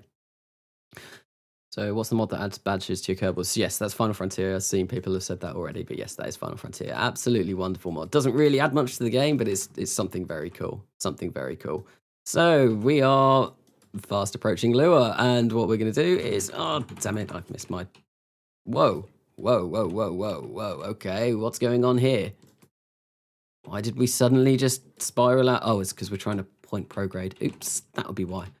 Right, so let's burn this. Let's burn this, and then hopefully, if I cut that there, 2.3 meters per second left. Let's see how close we are. There we go. That looks like we're coming in pretty polar. I think. I'm not sure. I think that looks pretty polar. So we're gonna trust that that is polar, and we're gonna burn ourselves to 300,000 meters. Wow, this is really quick. Right, so let's get this down to about 300,000 meters, which is where ideally our scan is going to be. There we go, 300,000 and 25 meters. That is going to be absolutely fine. So in an hour and 12 minutes, we are going to be capturing at Lua, and we are going to start scanning the hell out of that moon. Out of the moon, we're going to find all of the resources. I think this is a resource scanner, so it's going to be useful. So we're going to know where we want to land to. Well, we're kind of scanning Lua now because if we scan the surface for all resources, that's going to give us a highly informed decision for when we send a surface base down at some point soon. I'm fairly sure we'll probably be sending surface bases down soon. Right, so in 7 seconds, well, no, our burn time is 7 seconds. We are going to actually try and capture. So what we want to do is we want to point ourselves retrograde. What is our inclination? It is 91 degrees. That is wonderful. We don't want it really anywhere other than that. Okay, so, and cut. Right, so let's just get rid of that. And once we get to 300,000, there we go, that's fine. That's absolutely fine. That's where we want it to be. And we want to raise our perigee, our periaps. It's not even, we're not on Earth. So 298 by 302,000 for another 73 meters per second. That's going to be fine. That's going to be fine. And let's actually start our scan multispectral. So we should get another lovely scan map of Lua. If we open this up, there we go. Did I put any communications on this? I did not, but we still have communications, so that's fine. So this is, yes, there we go. And now we're getting a new scan. I'm not entirely sure what this scan is going to do. Well, I'm not sure what this will show up like on this map, if it will show up on this map at all, but hopefully we can get some cool stuff. That looks like a cool place to land. Oh yeah, no, it is. It's scanning something else. This is now becoming brighter, so it definitely is doing something. So that's good. That's good. That's what we want it to be doing. We do want it to be actually working. Oops, and I went right. No. Go back. Silly satellite. Go back. I'm not a boy. I'm a bot. Hello, boys. So, demonetized. You have demons there. Wait, what? That sounds like a demonetized tape name. Oil found on Lua, the United States of Kerbal is now desperately trying to colonize it. Basically, that is exactly what we are going to be doing. We are searching for the oil, and then we are going to colonize the moon, or, well, whatever whatever materials are there that we want to find. Right, so this isn't a particularly good orbit, but I think we will leave this here. And then if we just kind of fast forward a little bit, we should start getting a really nice map. And I've got, yeah. So we need this. We need it to be, oh, hello. What's happened there? Why are we running out of battery power? Oh, is it, wait. Interesting. This shouldn't be happening. Let's try. I'm really having difficulty pointing this towards the sun. Really having difficulty pointing this towards the sun, right? So if we point this towards the sun, hopefully all 4 of these should give us more than enough power to run the multispectral scanner. I'm fairly convinced that we should, because wait, what's our inclination? 91.5. Yeah, no, I'm fairly convinced that this should work, because I checked it when we were in Kerbalism and it said it was going to be fine, but apparently not. So I think what I'll do is I'll turn this off if I can.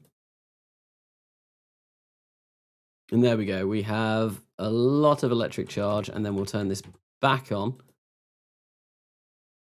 And then we only have 53 minutes. Wonderful. Why has that happened? Why has that happened? I'm not sure. Why have we only got 38% exposure?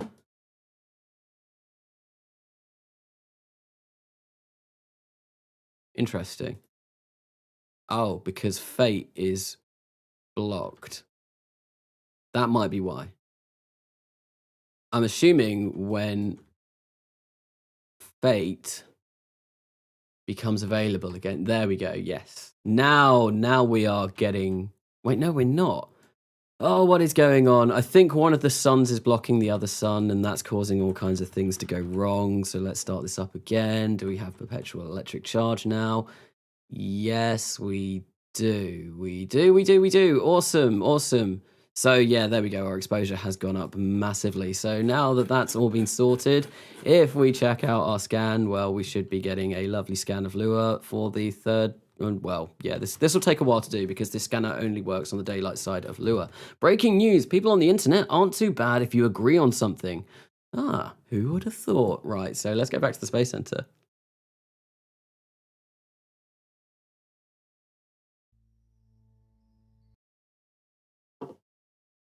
Turn the avionics off. Can't turn the avionics off. There's no such thing as avionics in stock. I don't think there's a such thing as avionics. I'm fairly sure you can't turn them off because yeah, no, avionics are only an RP1 edition, so they're not included within stock at all. One of the suns is block the other sun, a typical problem for the people of off-brand Kerbin. So yeah, no, because it's a binary star system, I think that, yeah, the suns can get in the way of each other, which is a bit annoying when it comes to using solar panels for some things. Right, so there we go. That's that done. We didn't get any additional science for that, but we are going to be sending down another lander to Lua. We're going to plant a second flag on the surface of Lua, and then, yeah, once that's done, I've got to work out what we're going to be doing after that. Probably an Ash mission. We're probably going to cheese an Ash mission because we technically don't actually have a mission to Ash at the moment. Right, so let's close that. Let's roll you out, and we're going to send... I think we're going to send Ziggy Kerman again. Ziggy Kerman, even though he's already done a mission in this live stream, well, it would be nice to actually get him onto the surface of Lua because he's not been yet. Oh, hey, I just joined the stream. What are we doing? We're going to be flying. We're going to be taking Ziggy Kerman. We're going to launch him and we're going to land him at Lua. That's basically what we're going to be doing. After that, probably going to be spending some time in the vehicle assembly building, working on some new craft. And maybe, I don't know if I want to set down a surface base at Lua yet. Or maybe I might even go in and we might start designing a rover or something along those lines. Something along those lines. A rover might be nice. A rover might be a good idea. Or potentially we will design a craft that is capable of getting us to Ash and landing on Ash. Breaking news. Florida man charged with assault after throwing an alligator through Wendy's drive-through window. So, was he charged with assaulting the alligator or was he charged with assaulting the Wendy's employee? How exactly do you have 1 million? Did I have exactly 1 million? I didn't actually see. No, I've got like 1 million and 1,000,005. Wait, what do you mean? I got that timing was awful. What timing? What? I don't know. But anyway, so we are going to be launching our second one of these Lua landers. And yeah, see, I'm not getting yellow clock anymore, so I don't know why that was happening earlier on. This has got a lot more parts to it than whatever I launched before. So these all go, then that stage goes, then our Lua landing stage, yes, and then yeah, there. We're good. Right, so let's launch this. Ziggy Kerman, for the second time in this live stream, we're going to be going to space, but this time you're going to be landing on the surface of Lua, and this is a lot more like a realism overhaul launch in the fact that it is very slow to get started, and there is a little bit of stutter going on here. I've lost my frame counter, which is a little bit annoying. I'm not entirely sure. Doesn't look like the stream is suffering from too much frame rates issues at the moment, though, so that's not too bad. Florida man breaks into prison to hang out with friends. I'm fairly sure that has been a news story that I've seen before, where someone has actually broken into a prison because all of their mates were inside.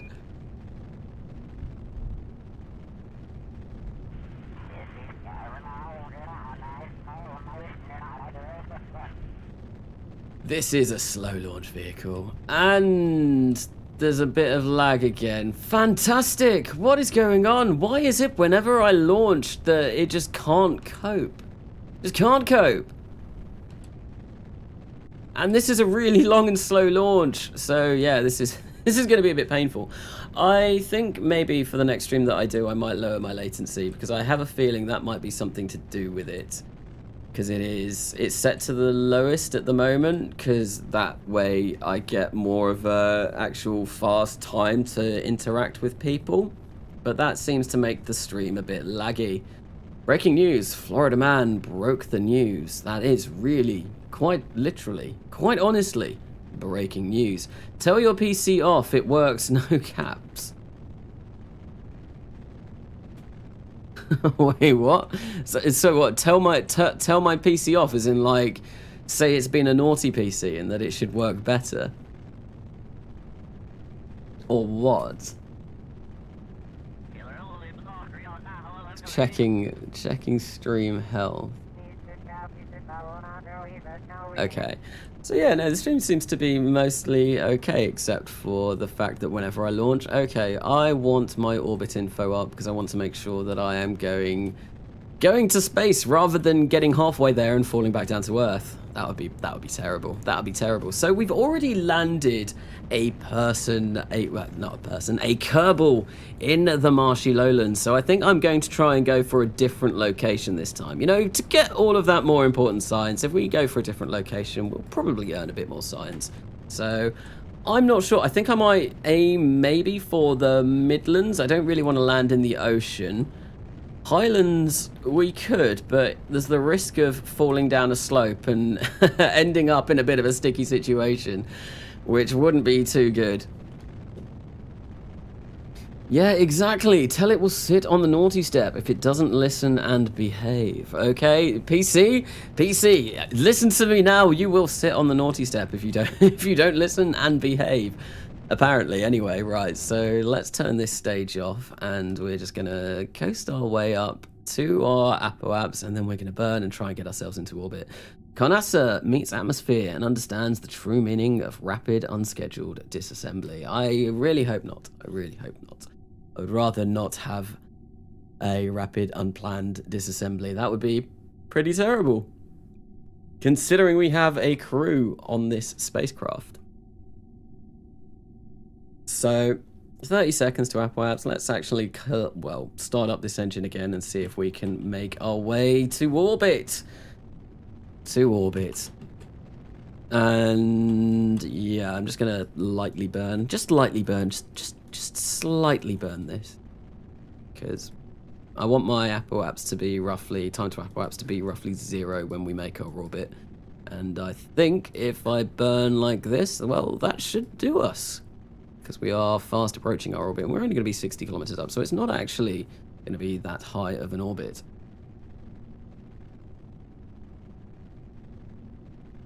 And it's time to start increasing the throttle on this because we are getting closer to 0. And yeah, the 0.06. Oh, now we're going the wrong way. 0.07. Let's just face this way.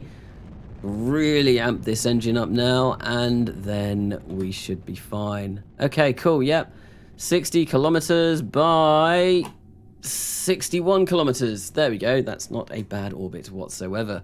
Still got 136 meters per second of delta V left in this stage. Fantastic. Right, so let's add a maneuver. I think once again we want to burn from around here.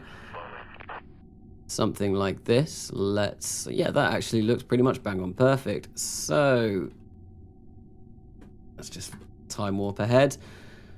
24 minutes until we need to perform our burn, and yeah, it's only going to take 48 seconds to complete this burn, but we want to start at about 24 seconds. I need to turn on the indicator, so it's like burn time indicator. I think it's a setting that I have yet to turn on, and I keep forgetting to do it. And I don't know if, well, I know when you do it in Realism Overhaul, it can really mess around with whatever craft you're flying at the time. If you do it in stock, I'm assuming that it won't, so I might have to do that very shortly. Ha! I wish I was Matt Pat. Matt Pat? Where has Florida Man come from? Suddenly, all of a sudden, why is Florida Man the topic of the stream? I don't understand. Where did it start? Where did that start? Queen Lizzie won't be happy with that. Yes, no, you can't attack the swans. They are protected. They are protected by the crown. All of the swans in the UK, they're owned by the Queen. They are the Queen's personal pets. Right, so let's start up our burn. I should have started this up before, but I am a bit of a melon. Okay, so there we go. That started. Now we're going to fire up this stage, and we are going to be making our way to Lua. And we will certainly have a luau on Lua. I think someone suggested that. So we need to have we need to equip our Kerbals with hula skirts and stuff like that, and just have them dance around on the surface of Lua. Get a campfire going. I think the surface of Lua is breathable, so we should have enough oxygen to set ourselves up a campfire and get that burning and get some marshmallows and start, you know, toasting some marshmallows. There's an actual word for that, isn't it? Right, so with 4.8 meters per second of delta V left, let's see how close we are. We can get a bit closer, so I am going to burn this engine just a little bit more. There we go, 11,000 meters. What are we looking like when we actually get to Lua? Oh, we are going to be inclined. Interesting. So, let's fast forward. We do want to keep this. Yeah, perpetual, that's fine. Just gonna zip over here. So much quicker. Oh, hello, we are within Lua's orbit, so I want to slow ourselves down before, yeah, bad things happen.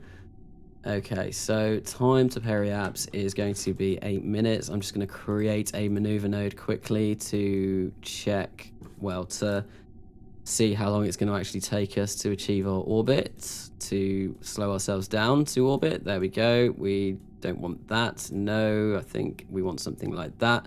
It's going to take 33 seconds of burn, so about 16 seconds before we need to start our burn.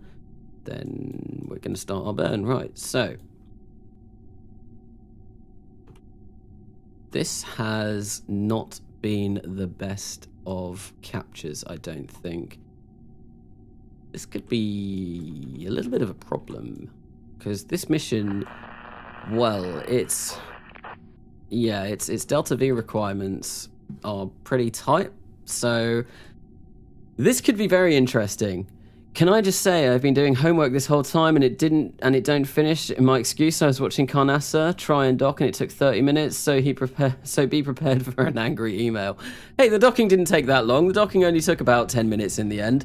The vast majority of this stream has probably been me waffling on, so I take no blame whatsoever. I dispute these allegations of docking related issues for homework. No, I need to be getting on with my own homework. Like I said, I've got some tests coming up this week that I really need to be paying attention to. Mr. Perez, Canassa, I'm finally here. My school's power has been out for the past 36, so I've had no KSP. Past 36 what? 36 hours, okay.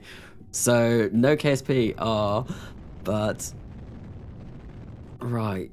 Oh, I've really messed this up. I've really messed this up. This has been the worst orbit ever. Right, so let's just raise our periapse a little bit. There we go. Come on, let's face prograde. Do we have power? We do have power. Yes, we have enough power. So I want this to be at about 10. Let's get it to 12,000 meters. And then we're going to just get back around to here, and then we're going to lower our apoapse so that we're roughly circular. There we go. Wonderful. I want to be roughly circular, and then we can start thinking about coming down somewhere around here. Don't know where we're going to be coming down, though. Maybe some highlands, somewhere like around here. That looks like as good a place as any. There, yeah, I think we'll go for somewhere like that. Yeah, that seems to... That'll do the trick nicely. Right, so let's get ourselves ready to start coming down. This is the world orbit in the history of orbits. Do you mean worst orbit? The worst... Wait, what? Why are we spinning? Oh, it's because I got it set to this. Oh dear, I need Kerbal Engineer Redux. I need Kerbal Engineer Redux, the readouts, so I can actually see where I'm going. I wonder if we'll see any of the terraformers. That'll be interesting. I know there are big, rather large terraformers around here somewhere, so it'd be cool if we actually managed to get to see one of those. Right, I really, really wish I had Kerbal Engineer. Really wish I had Kerbal Engineer. That would be really nice. Right, so let's slow ourselves maybe down to about, I don't know, 200 meters per second. Let's have a look. Where's that going to land us? I want to go a bit slower. There we go. Then we will watch as we gracefully come down over into the Highlands. Yes, this is still definitely the Highlands. Let's hope we don't land on too much of a slope, because that would be bad. That would be really bad. Any terraformers anywhere. I can't actually tell how high up from the ground we are. 2,000 meters up. Oh, there we go. There's a cloud.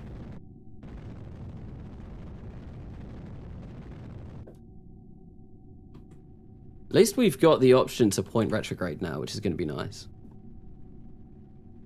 Rather than having to point at it ourselves manually. Right, so how far away from the surface are we? 100 meters. Yeah, this is pretty close. This is pretty close. All right, let's do this. 40 meters up. And we're just going to hover. I want to see if there's a terraformer around anywhere. We've landed over there at some point. Oh, we're out of fuel. Okay, that's interesting. Wait, but how are we out of fuel? It's very, very interesting. Right. So, let's deploy our landing gear. I think what we're going to do is we are going to try and move over in this direction. Oh, there we go. There goes our other stage. That looks a little bit flatter down there, so I want to try and land there. Ah, landing. As long as we can walk away from it, that should be good. Right, so let's just point ourselves retrograde, and let's bring ourselves slowly down. Yeah, we are on a bit of a big old hill, so... Wrong way. I want to go this way. Yeah, this is the way I want to go. Not entirely sure where we are. Right, so let's extend our solar panels. Let's point retrograde. And let's slow ourselves down yet again. I can't see the surface. Oh, there's the surface. Right, wrong button. God damn it. This is really not going well. Really not going well. Why can't... It's so hard. The sun is there. You should be able to see it. What's going on? Why can't I see the ground at all?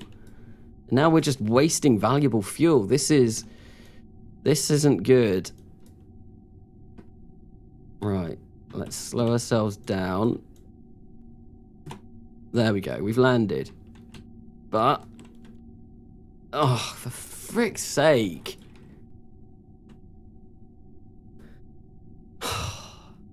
I can't see the ground at all. It's impossible to see the ground. Like, why is it so dark? Looks like we're going to send a rescue mission. How about medium-ish downward-facing spotlights? That would probably be smart. Oh, God. Right, I'm really not having a good day. Really not having a good day. I accidentally hit the engine Z, so yeah. Right, come on. I want to see if I can use the reaction wheels to actually get this to go up. I don't think I can. Complains about shadows being too dark because you're on the far side of the mountain. But even when you're on the close side of the mountain, it's still really dark. But yeah, I am on the far side, so that was good. Almost lost the requirement for a rescue mission. So, yeah, almost sent this guy to, well, Ziggy Kerman to his death. This has gone really badly. Really badly. Right, let's get him out. Let's plant a flag. What is going on? What is going on?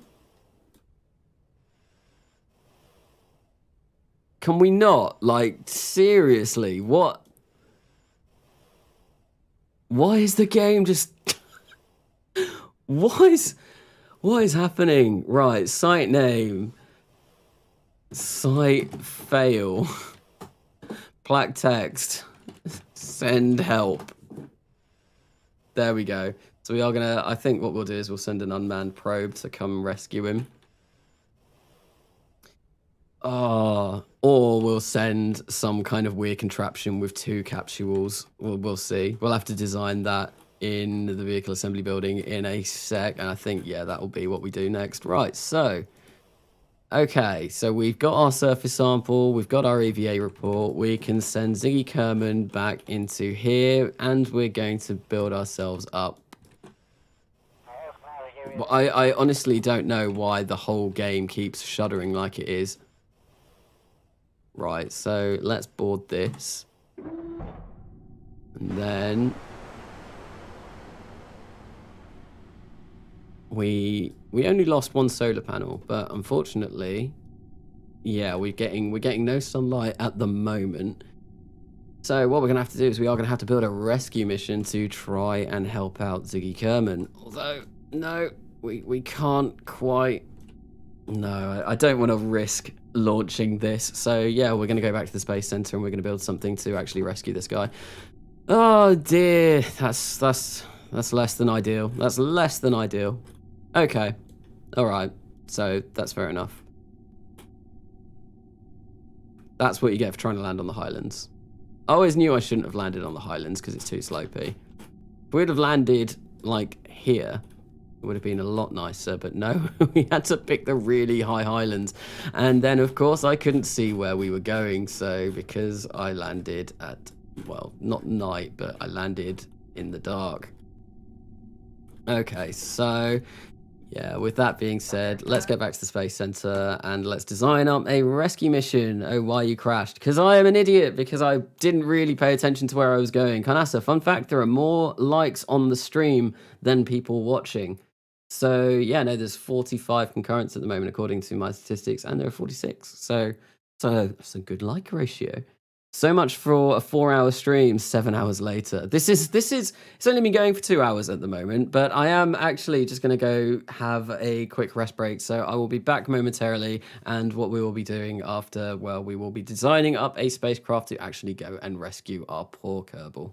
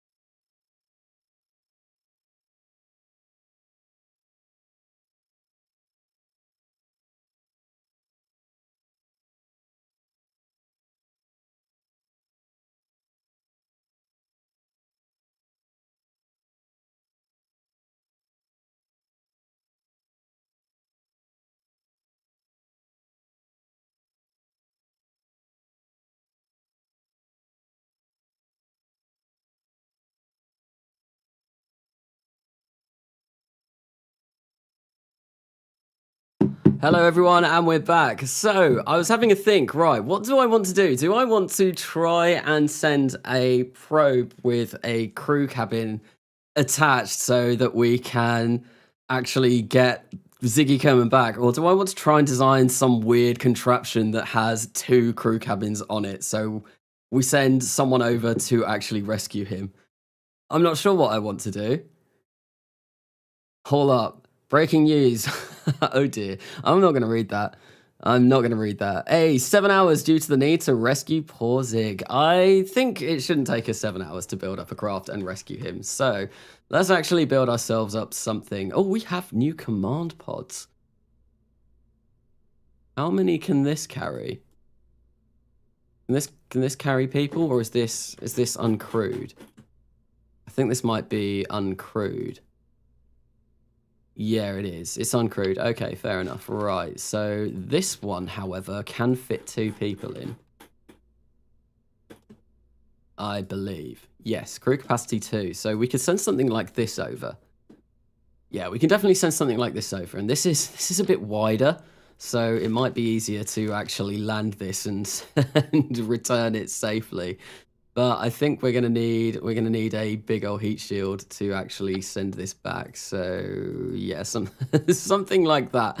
There we go. Nice, massive old heat shield to actually get our crew back. Right. So with this, let's build ourselves. Oh, I'm gonna put a parachute on top because obviously we need a parachute to return.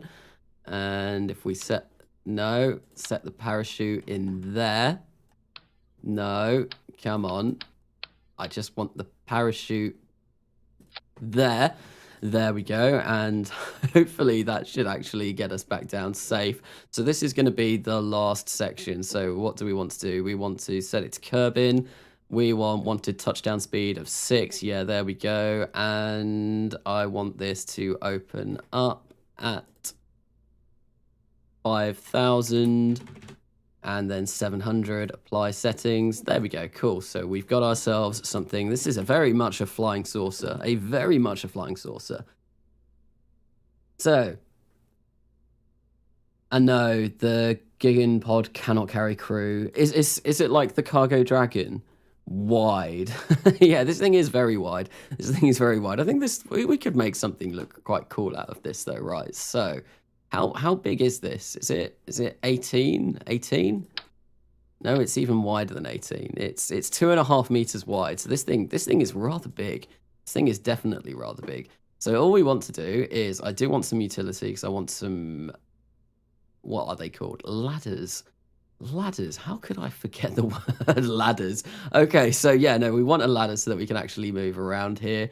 And yeah, we're just going to try and send this down and get them back safely. Okay, so where are our mobility enhancers? Pegasus mobility enhancer. That's what I want to look for, right? So if we get one there, we can get another one up here, and then I'll just move this up slightly, something like that, and then we will have the actual extendable ladder, and we'll place that like that, extend the ladder, there we go, and we've got loads of room. Then what we want to do is we want to grab ourselves a fuel tank so we can actually land. Right, I want a really wide, shallow one. Something like this. Are we gonna be able to land this? This is just gonna be like a big, good old, big drop pod, basically, right? And then, no, nano is way too small. Micro might do us. So we get these at 45 degrees. I'll place 4 of them like this. I'm going to make them gold because I kind of like how that looks. Then we'll start those retracted. Actually, no, if I start these extended, then that will be easier to actually create an engine for this. And I know where I need the engine to be. So it's in the action groups. What mod are you using for the parachute edits? Yeah, no, you have to go into actions and then you have to click on the parachute and then the parachute window comes up. So that's how it works. But it's a dumb design, is it? I don't know if I'm so used to it now that I know exactly how that works. Right, so let's fill this up with liquid fuel and oxygen. 1,356 meters per second. Thrust away is fine. 147 seconds of burn. That should actually do us just fine, although that does probably want to be in a little bit, and maybe we'll lower these just a tad. There we go. How is that looking for getting a crew on there? I think if I lower this just a tad more and then I grab one of these mobility enhancers, place that there. Like that. Does this have a reaction wheel? It does have a reaction wheel. Amazing. Right, so now that that's done, I think what we want is I'm going to place a couple of solar panels on the top, maybe a couple there like that. And then just whack those in ever so slightly. What's that going to give for our power? So I think I do maybe want a few batteries just around here as well. Something like that. There we go. And then maybe some extendable solar panels too. Like this. Oh, I don't know. I'm not sure. I think I might just keep that like that. Right. So the problem with using this small engine is that we're not going to have a decent fairing to be able to connect these up, which is a real shame. A real shame. I need better fairings. I definitely need better fairings. Oh, so we can get this into stage actually. But yeah, look, it makes it small. It makes it small. I can't make it any bigger. I don't know how to actually make it bigger, which is a bit of a shame. Even though when I grab it, it's like way bigger than it is. So that's a bit annoying, and we're going to have a very odd looking craft because of it. Oh well. Right, so what do I want? What do I want? I kind of do want that. But yeah, that's so annoying. Why does that do that? And we can't make the top any bigger either. That's a shame. That's a real shame. Right. So we do that. And then I'm going to make the height 0. And then underneath that, well, we're gonna keep this at 2.5 meters. And then this is going to look really bizarre. Really bizarre. I think, yeah, we'll just get some struts to kind of make it look like it's all connected rather than being just kind of stuck apart. Oh, I'm not very good at stock design. There we go. That looks rather bizarre. Looks rather odd. And then, yeah, let's grab ourselves an engine. So we probably, what's this like? Hypergolic surface propulsion system. Does that use monopropellant? I think it does. 370 ISP in vacuum. That's really not bad. What is this filled up with? Liquid fuel. Liquid fuel and oxygen. Wow, that's a lot. Yeah, that's going to be more than fine. Yeah, this is. Where have you gone? Okay. I don't know where that went then. That just went away. You can use L-beam for girders and connectors and stuff. So do I have those unlocked? I've got a few bits. So I think maybe I'll do something. That's way too big. Something like this. So we've actually got it kind of connected. And then it looks a little bit better. And you know what I might do? I think it is going to be enough to have those solar panels on there. But it's... Yeah, I think we could definitely have better solar panels. So... I'm really not used to doing stuff with stock. Right, so...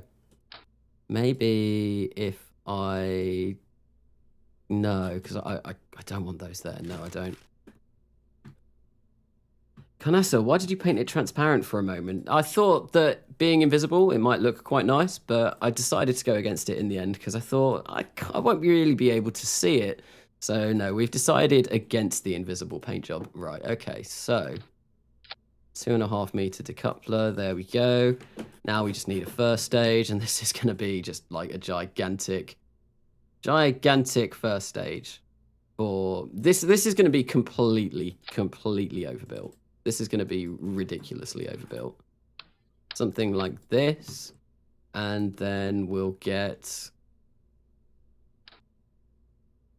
I don't know, we do that. Tweak scale it up. 55 seconds of burn time. Wow, that's rather powerful. Try this one. 90 seconds, 1.98 meters per second of delta V. Then we do that, and then that should be fine. Then we do that, and that. Yeah, that should be enough to get us to lure them back with 2 crew on board. And I think because I'm playing with USI life support, we don't really need to worry about any life support really at the moment. So yeah, we should be good. I think I'm just going to place a barometer in here as well. So if we can, no, I want, do I want it there? I can't, I'm not sure if I want a barometer in. I think, is it biome specific? Does it tell me? Surface biomes, it is biome specific, so I do want to actually grab one of these on. So I think I'll place that there. There we go, and then we can get some lovely atmospheric science scans. And is temperature biome specific? It is, so we'll grab one of these as well. I think actually we've probably already got the biome for where we're going to be landing. That is not biome specific. That is also not biome specific. So I think actually we've probably got everything that we need on here. Don't forget the lights. Okay, yeah, let's put some lights on this thing. So what kind of lights do we want? I think if I have a look in here, actually, I've got an entire panel for lights. And I think, yeah, we've got these aviation lights, which look very, very nice. So if I place a couple on, and we can toggle these on, so we can have them flash or double flash. Strobe, yeah, I think I'll have that like that. And we've got a little flashing light on, and we can change that to something like that. There we go, gorgeous. And I think I'll place a couple on the top as well, just so we can see the top. And let's turn those off. And yeah, those are the only lights that I've got. I might just create some regular lights for seeing. And yeah, there we go. If I place these under here, under here actually, then I should be able to see where I'm landing, which will be glorious. It'll be lovely. Right, so let's turn those around like that.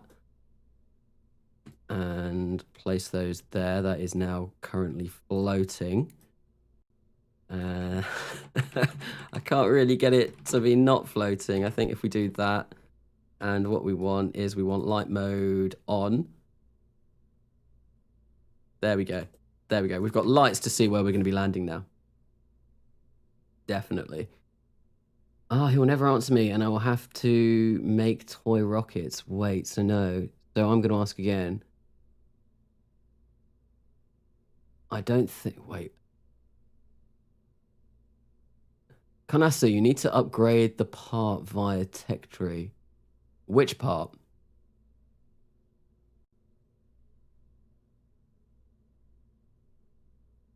Which part do I need to upgrade via the tech tree?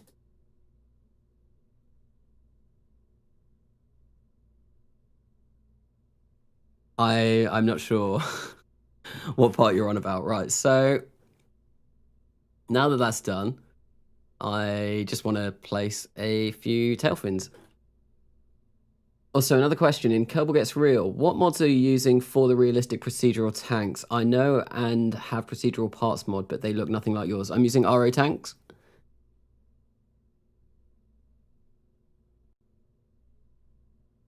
Wait, what? What's on the tech tree?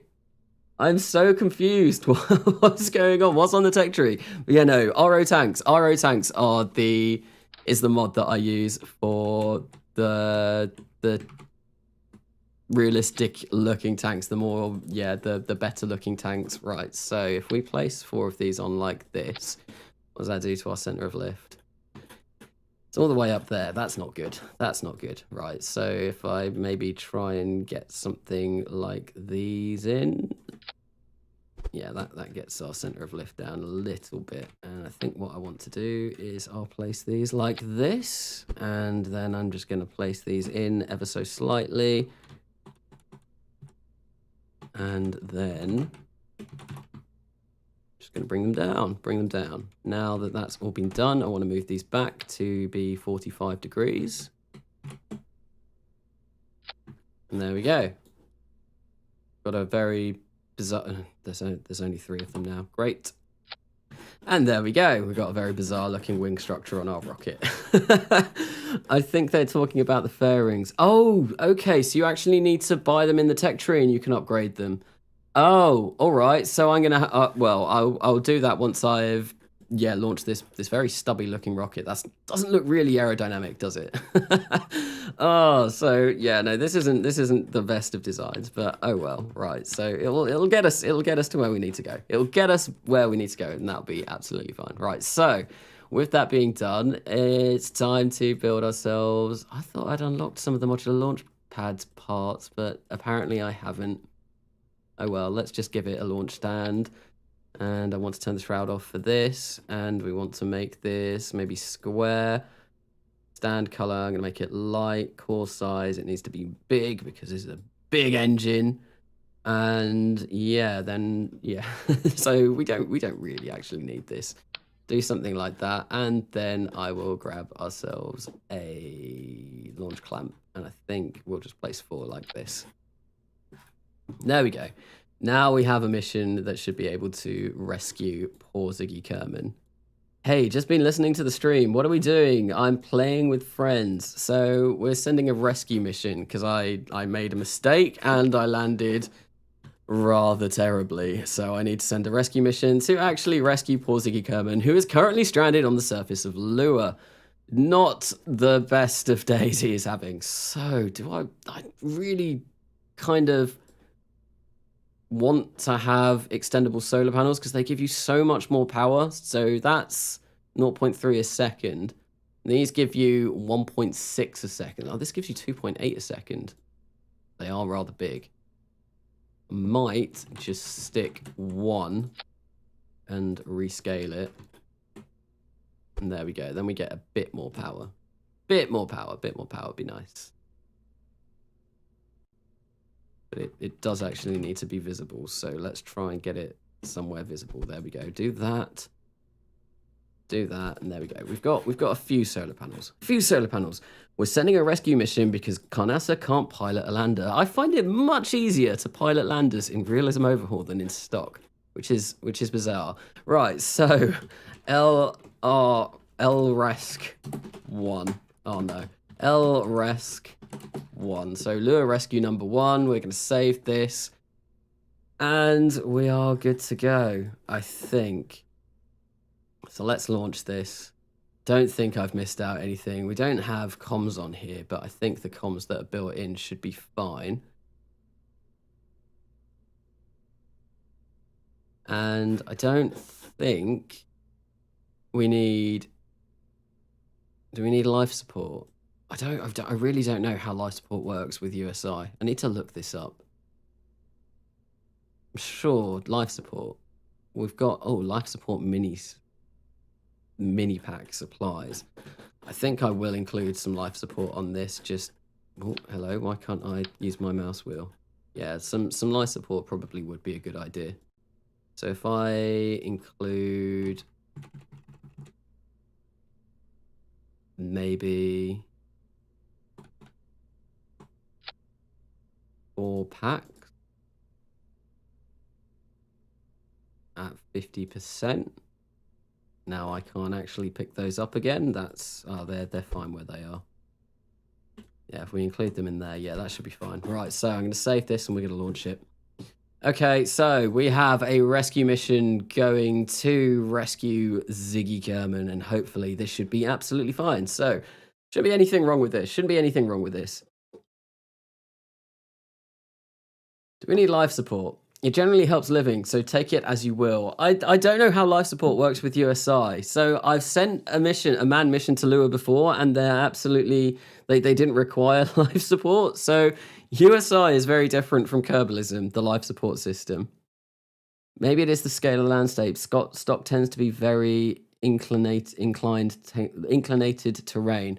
So yeah, I obviously landed on a bit of a hill. Realism Overhaul and RSS, obviously everything is a bit smoother. And yeah, no, we have landed on a big old hill, which is probably why I really messed up that landing. But we're going to try and send this lander over and we're going to try and rescue them.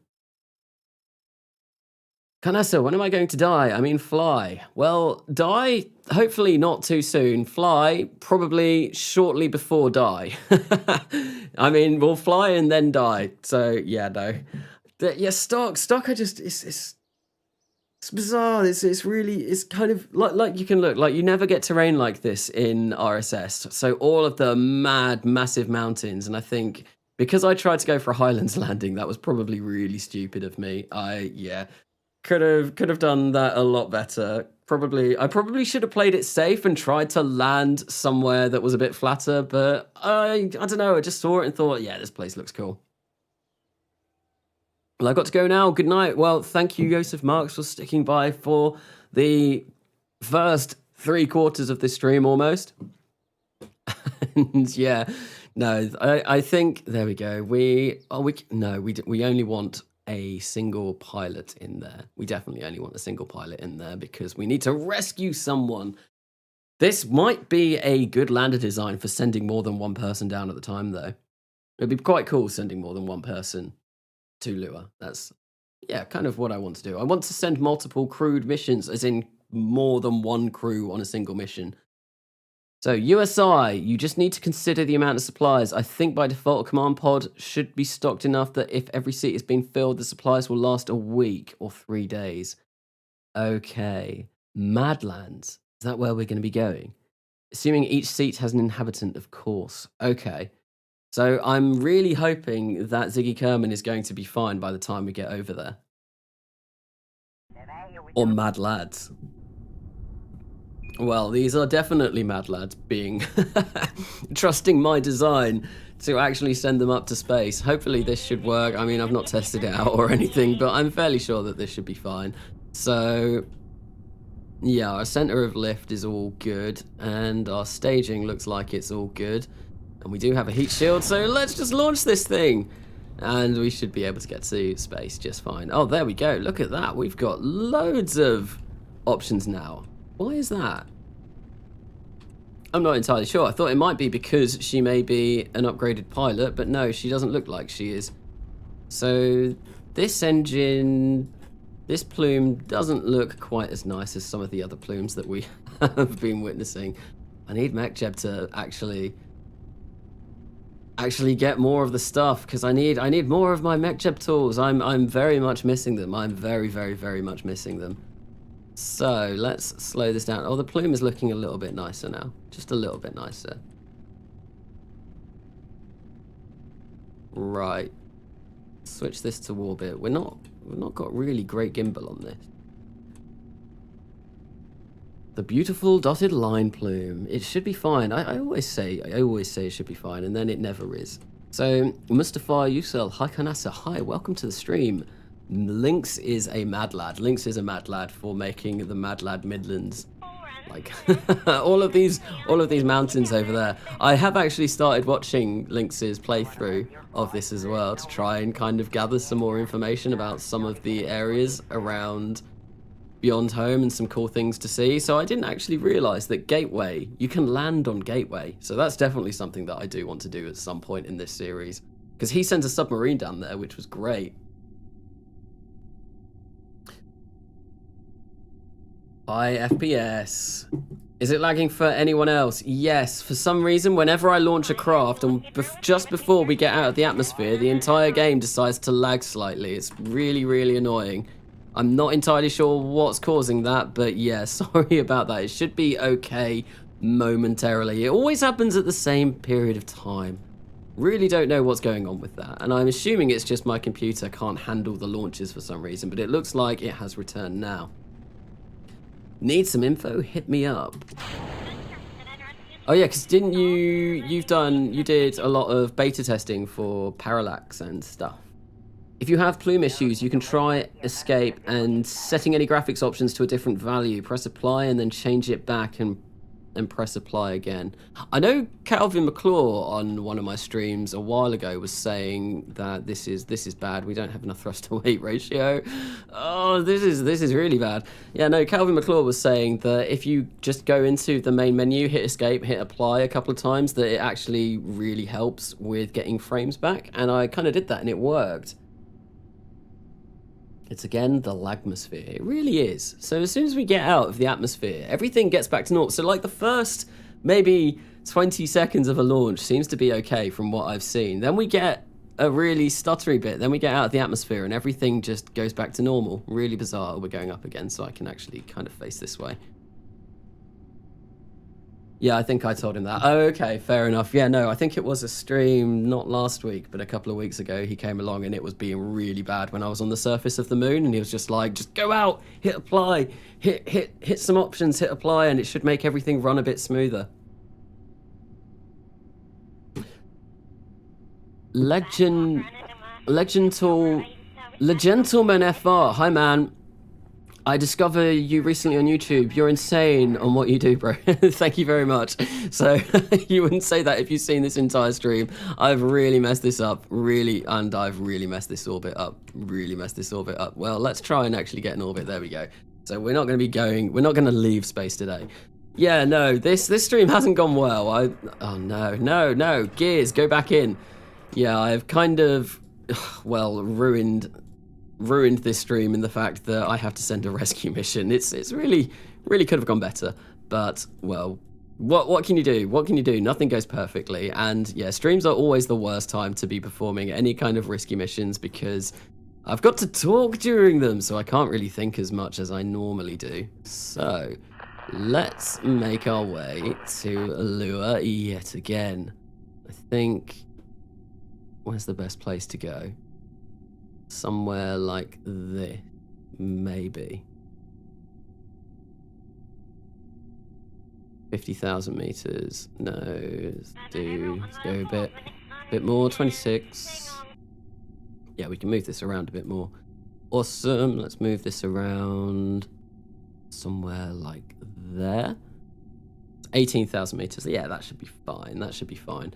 Now we've got to actually try and land as close as possible. So I think we are going to have to do a slight inclination change when we get over to Lua. Because, yeah, when we got over there with the last craft, it was a little bit inclined. So, yeah, it's probably going to be some kind of inclination change that we are going to have to do, which might be a bit problematic. Hopefully it won't be. And there we go. So this is going to take an entire minute. Damn, this is a slow burn. Very slow burn. Right, I still can't point at the node, though, which is a bit annoying. I don't like parallax, not reality. Oh, you don't like parallax? I think parallax looks really cool. Grand Tour equals landing on every moon of a planet. So, yeah, on one hand, a Kerbal might die, but on the other hand, you now have a new and interesting mission. That is definitely true.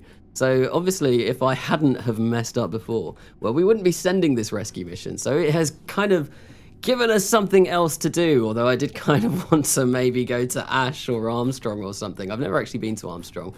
I've been to Ash, because Ash is kind of easy to get to. You can use Lua for a gravity assist to Ash, and yeah, it's usually quite simple to get to Ash.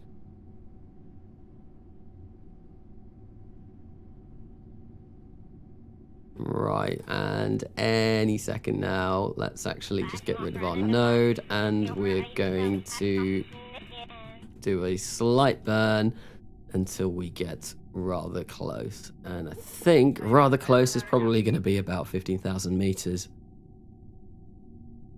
So any second, and yeah, 17,000 meters will do us just fine. So we are going to have to perform a bit of an inclination change.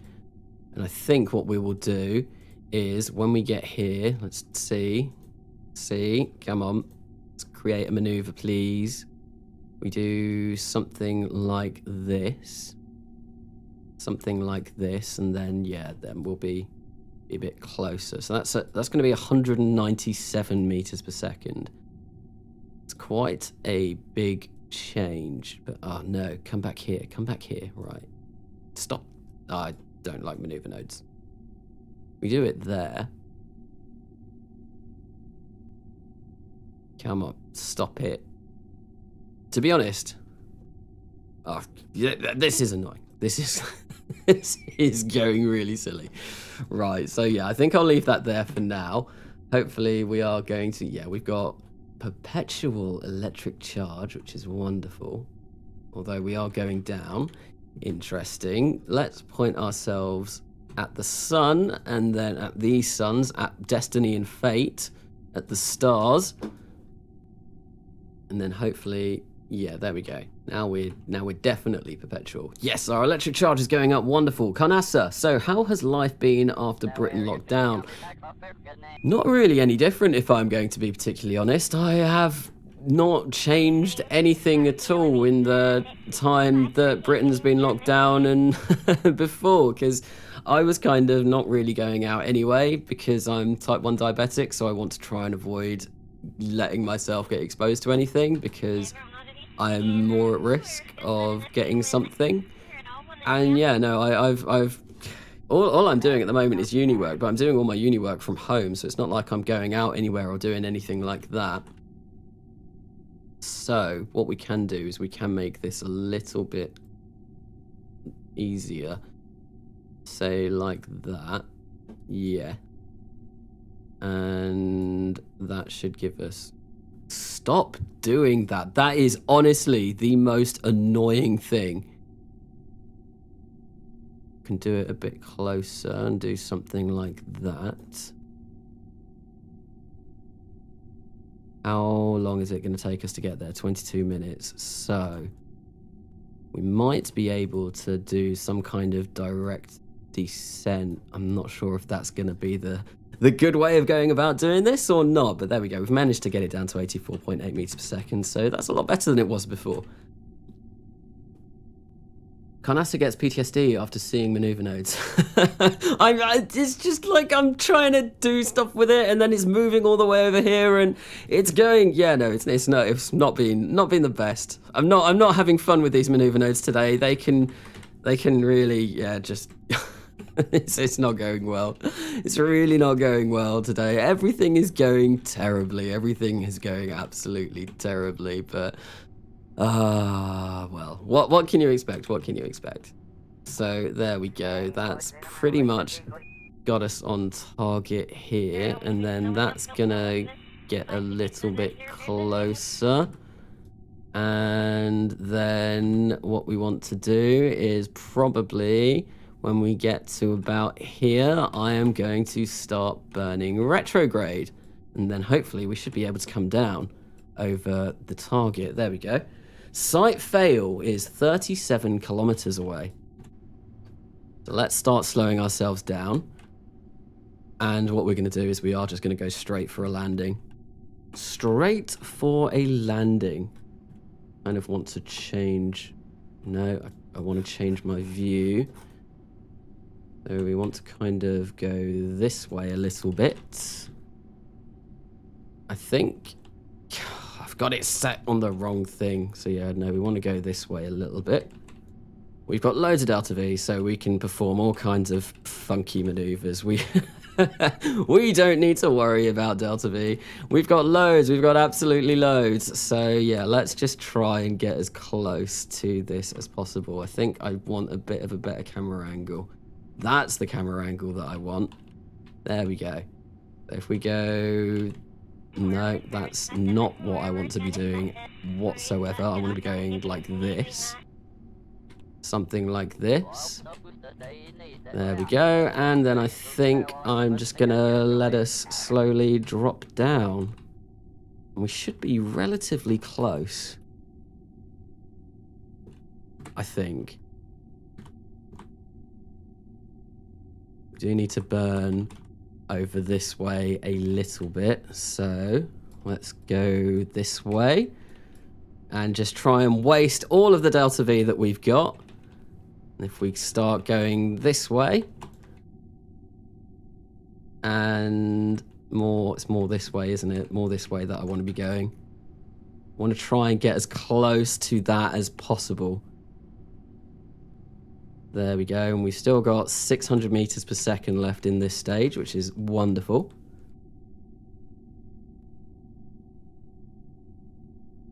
Why don't you use MechJeb to land? Because I don't have MechJeb unlocked at the moment. I've got MechJeb, but I don't have any of the actual MechJeb functionality. It's something that you have to unlock in career mode, so it's going to be a while before I can use that. But I mean, I don't need MechJeb to land. Obviously, it'd be a lot more efficient, and it'd be able to do it way more efficiently than this. But this is fine. As long as we land within like 100 meters, that'll be fine. And I kind of wish that I had Kerbal Engineer up as well, because then I could set this as my target. Well, no, then I could really see where I'm going. Right, so let's slow ourselves down to a complete standstill. We're within the atmosphere now, and ideally I want most of this 1,329 meters per second to actually get us off of Lua. Right, so we are completely still. Let's try and point towards the target, burn over that way just a little bit. Where do I want to be going? I think I want to be going like this. Yeah, like this. Somewhere over this direction. Yes. This looks like it's where we want to go. Getting closer all the time.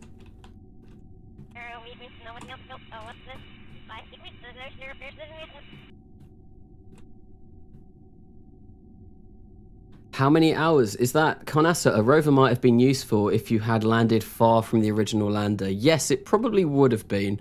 I probably should have thought about doing that. But yeah.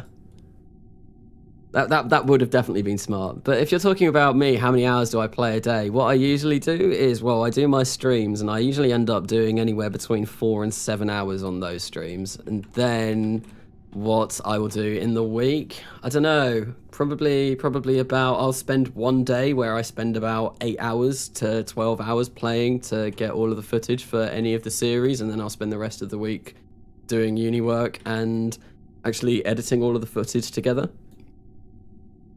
Man, sometimes I wish there was an indicator for target on both sides of the horizon. It'd make course corrections like this so much easier.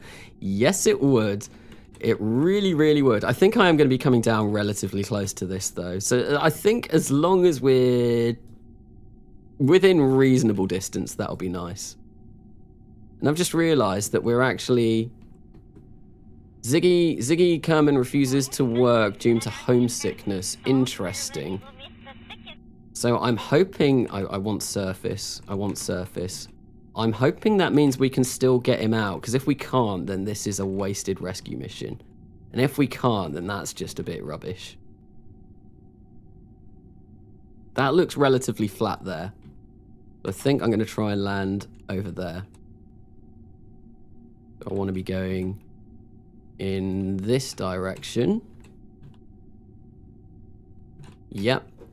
Then we've got 91 meters per second left of this stage, which is probably going to be more than enough to slow us down and land on this. What looks to be relatively flat at the moment, but I'm sure as soon as we come down over there, well, we might we might be experiencing something different.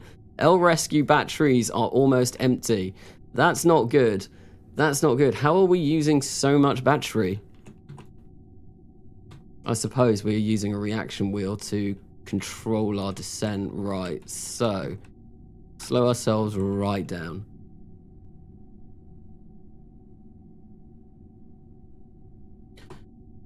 Right. Oh, great. What? Oh, no.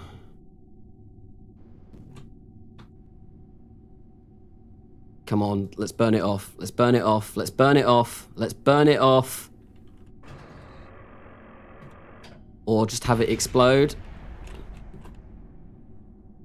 Oh. Why has that happened? That's an interstage node, and I've connected it on the correct node.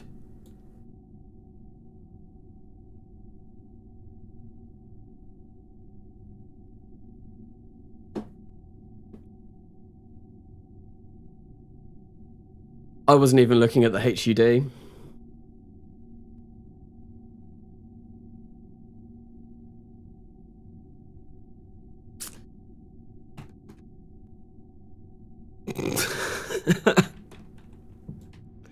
Well, this is annoying.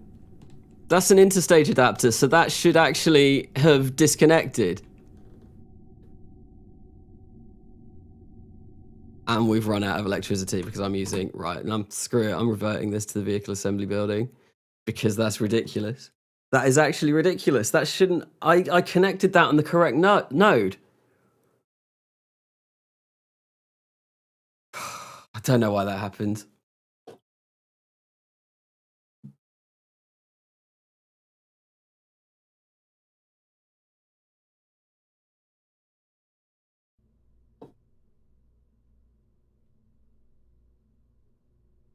So, why did that not deconnect? Why did that have issues? I think what I'm going to do, rather than using this, is I'm just going to use a decoupler. Makes it nice and easy. Nice and easy, there we go. And we'll place those up like that.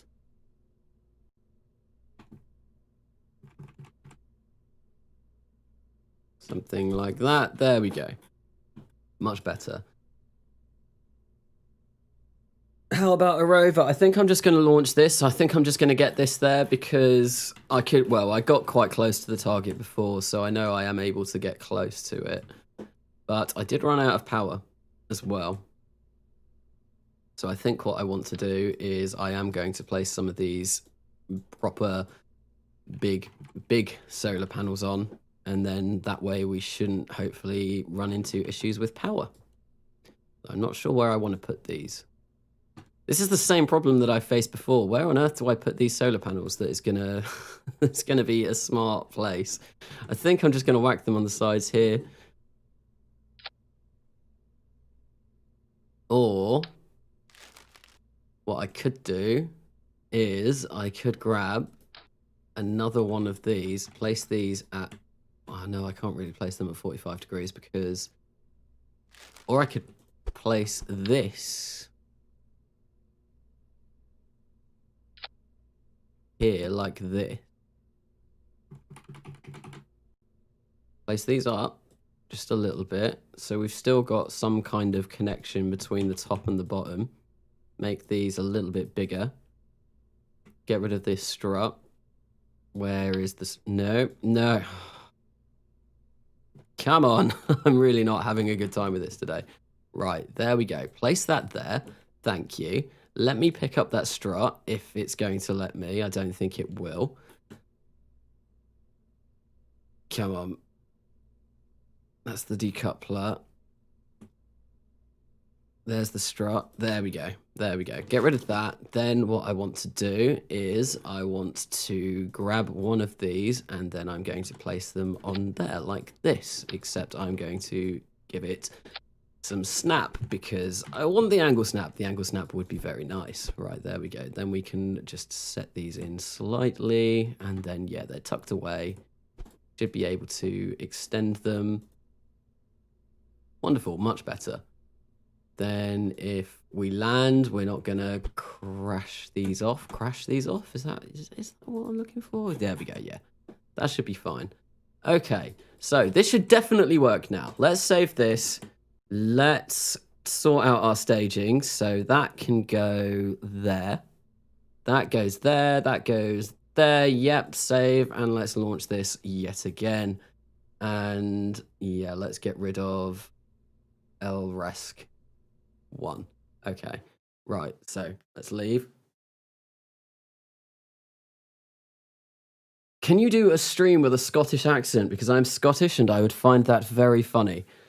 So, what could I say? Wait, LeMayo, that's exactly what happened. May as well do the rover now. I think I'm just gonna do this for now because I can't actually really make a rover that has crew on it, and I need I want if I launch a rover to Lua, I want the rover to stay on the surface of Lua. So what I will do is I will launch. I will make a Buffalo rover at some point soon. I do have most of the parts for that already.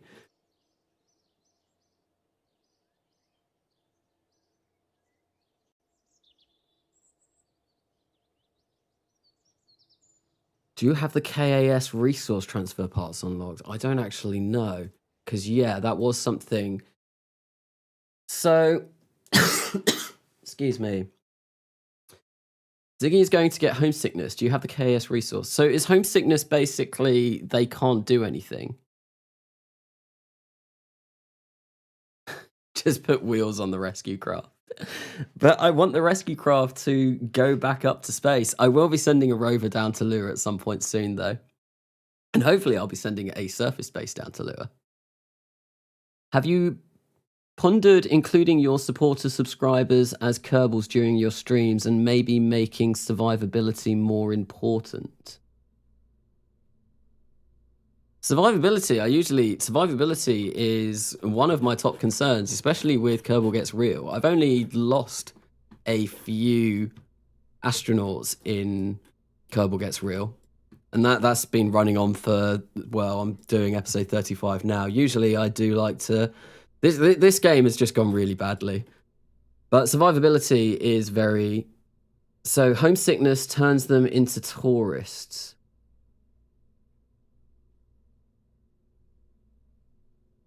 So how do I fix that? And do I have any KAS stuff that can fix that?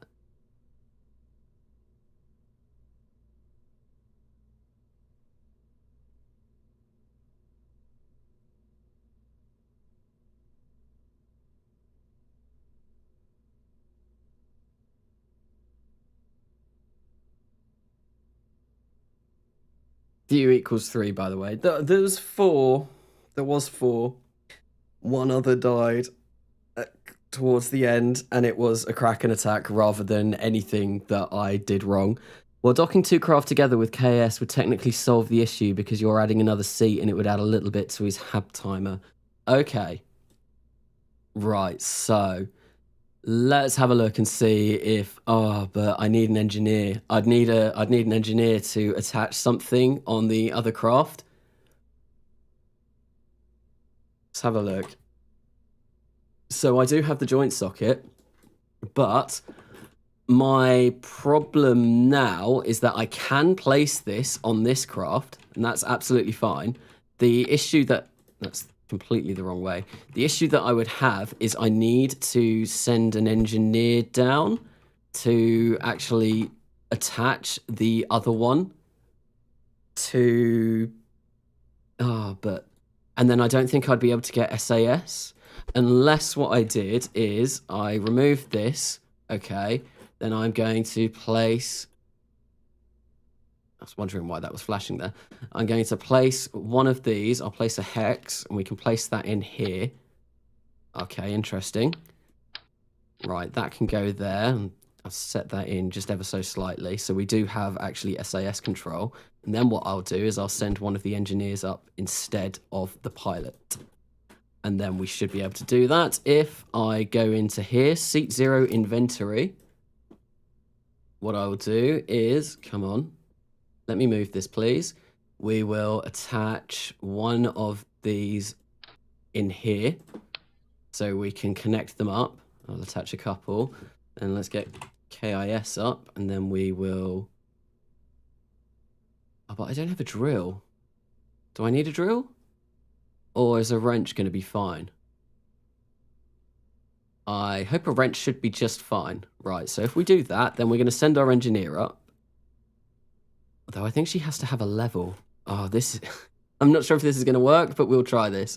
We'll try this anyway. So, save edits. Let's give this a go. Carnessa, you're streaming on 180p, 60 frames per second when SpaceX was capped on 720 pixels yesterday.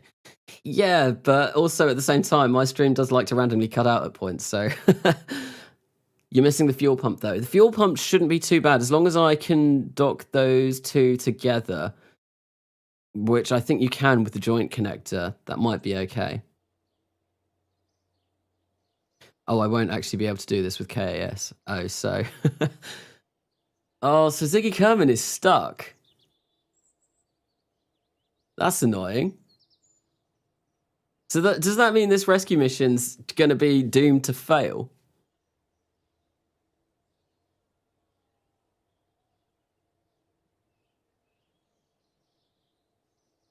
Well, docking two craft together. So KS changed. I don't think you can connect joints together anymore. You need a source part and a receiving part. Oh, I don't know if this is then doomed to fail.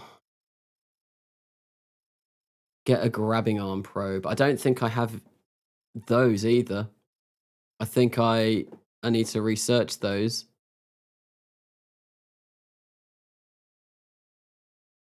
I think it's the first grabbing arm is somewhere. Oh, hello. Is that a no? That's not a game crash.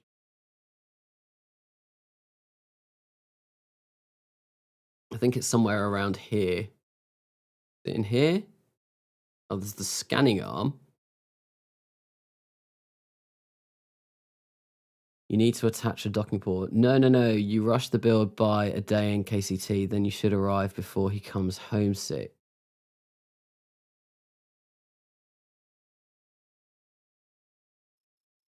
Oh, yeah, because I reverted the... But no, I think because we have to rebuild this, he will already be homesick by the time we get there. But screw it, we've got loads of funding. I'll rush it anyway, so we can get this done as soon as possible. Scrap that, and yeah, I think he'll still be homesick though.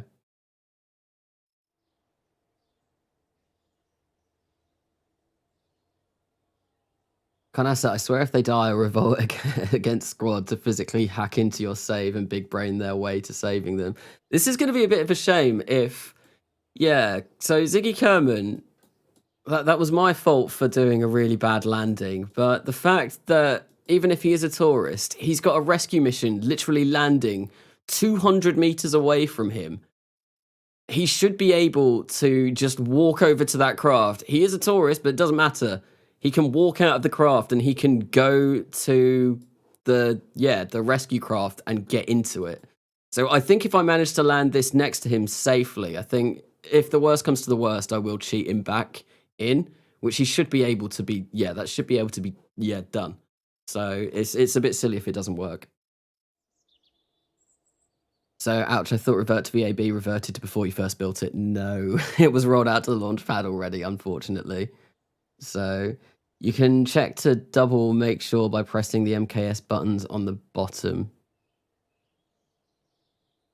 So,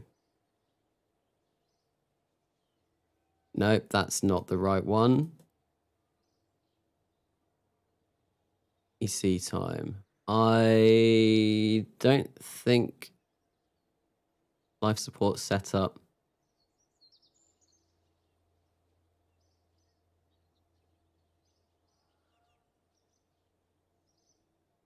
I really don't know how NKS works. I still need to follow up on reading through all the tutorials for it. Taurus can't do EVAs. Also, I've got to head out. Yeah, I know Taurus can't do EVAs, which is why this is... So we're going to send up Joe Kerman, which actually, I think... Isn't that the Forks Gaming? I'm fairly sure that's your Kerman. I'm fairly sure that's your Kerbal. So...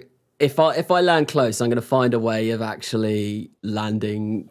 Well, no, if I can land close enough... I'm really struggling with words today. My brain is kind of melted. It's not good. Yeah, if I can land close enough, I'll find a way of getting him back. Because technically, even though we can't get him out on EVA, we will... he should be able to. He's like so close to the craft that we should be able to get him out and just... actually rescue. Hold on. That's me. Yes, it is. Yeah, I'm fairly sure because you were up at a silly time when I was deciding to name these Kerbals. Yeah, no, I definitely did that call out call out at some ridiculous time at night because I don't know. It's just probably not the best times. Right. Now we're just waiting for the game to load. Yeah, no. If I do land close enough though, if I land within an acceptable distance and everything goes right, and I can't, I'll try and connect them up with these new kind of things that I have attached to this spacecraft, and if that doesn't work, then I will probably just end up cheating Ziggy Kerman back home. Ooh, look at Ash over in the distance, looking very, very nice, because I've pretty much done, well, it should work, so let's launch this thing. I forgot to throttle up. Oh, this is going really bad today. It's been so long since I used USI, I'm just trying to think of other things that might work. Yeah, it's annoying because I don't know how to use USI whatsoever, and I'm hopefully going to be learning by playing, but that doesn't seem to be going particularly well at the moment. I think I probably need to look up how to actually use it a bit more, and I am going to apologize for the stutter in frames that we're going to get. Once again, we are doing a launch, so unfortunately there is going to be all kinds of frame rate issues, but as soon as we are out of the atmosphere, well, the stream should come back in all of its glory. I did forget about local logistics. I think I remember something about hab timers being shared between local crafts, but it's not something to rely on. So if I don't think that would work purely because when I got to, oh, hang on, wait, what? Why do we have Kerbal Engineer? That's interesting. Why do we have Kerbal Engineer now?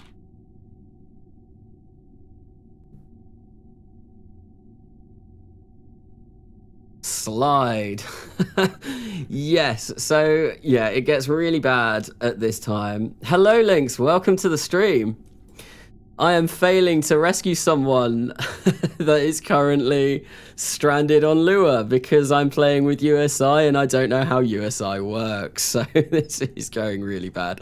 This is the second time that I have sent a rescue mission up.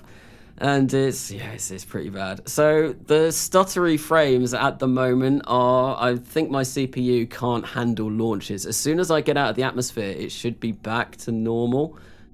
So I'm not sure, yeah. I think my CPU just really doesn't like streaming whilst I'm actually playing KSP, which is a bit bad.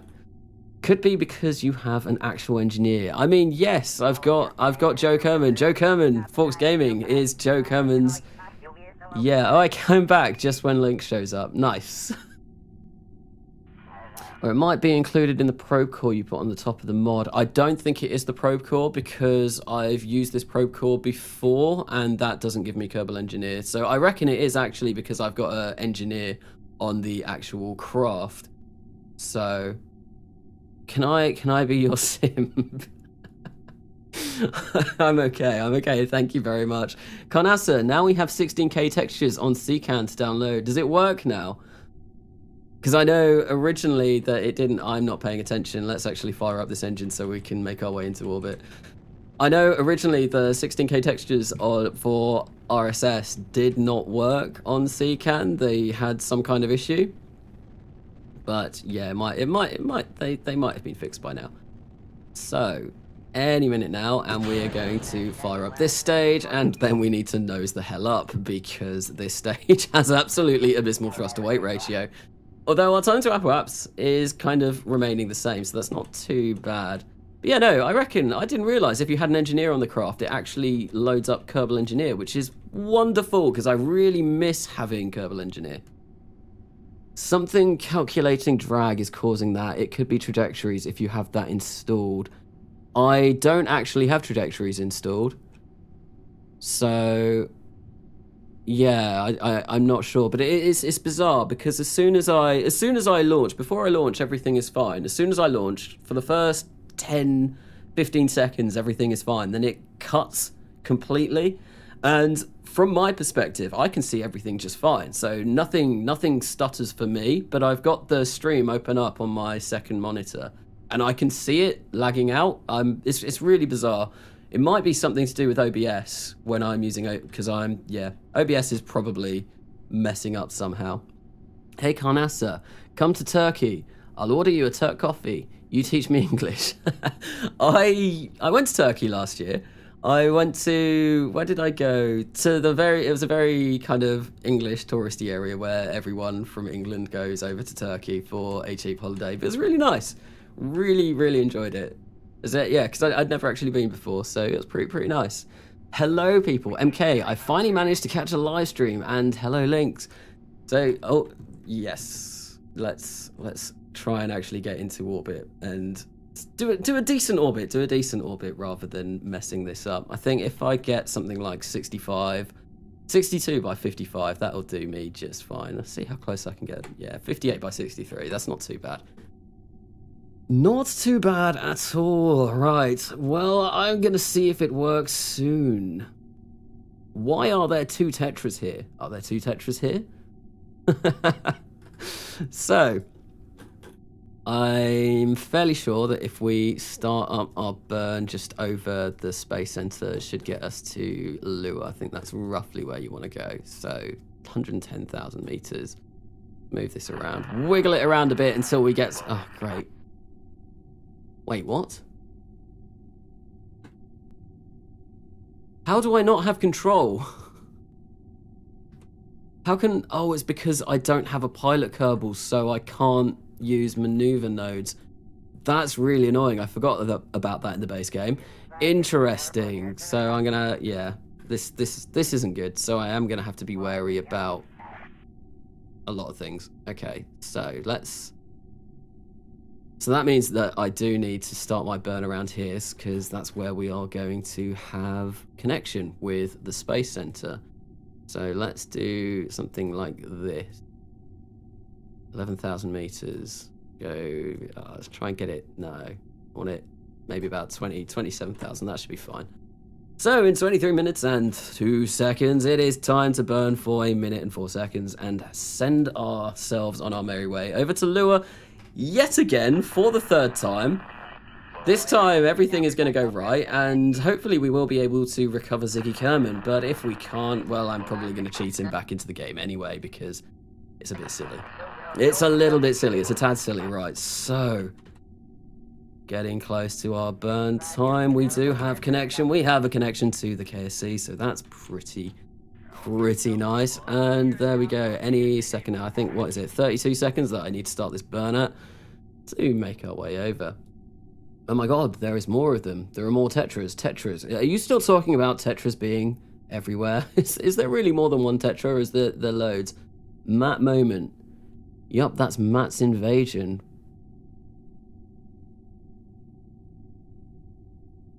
Matt's invasion? What is Matt's invasion? You'd really think someone who studied to be an engineer would understand how to operate the nav computers. Probably. But, well, maybe the engineers, I don't know. I really don't know. They've got to have their own specific role. I don't really know what scientists, pilots, and engineers do in stock. So I know pilots, you get more of the control up. Engineers in stock, I know scientists can reset experiments, can't they?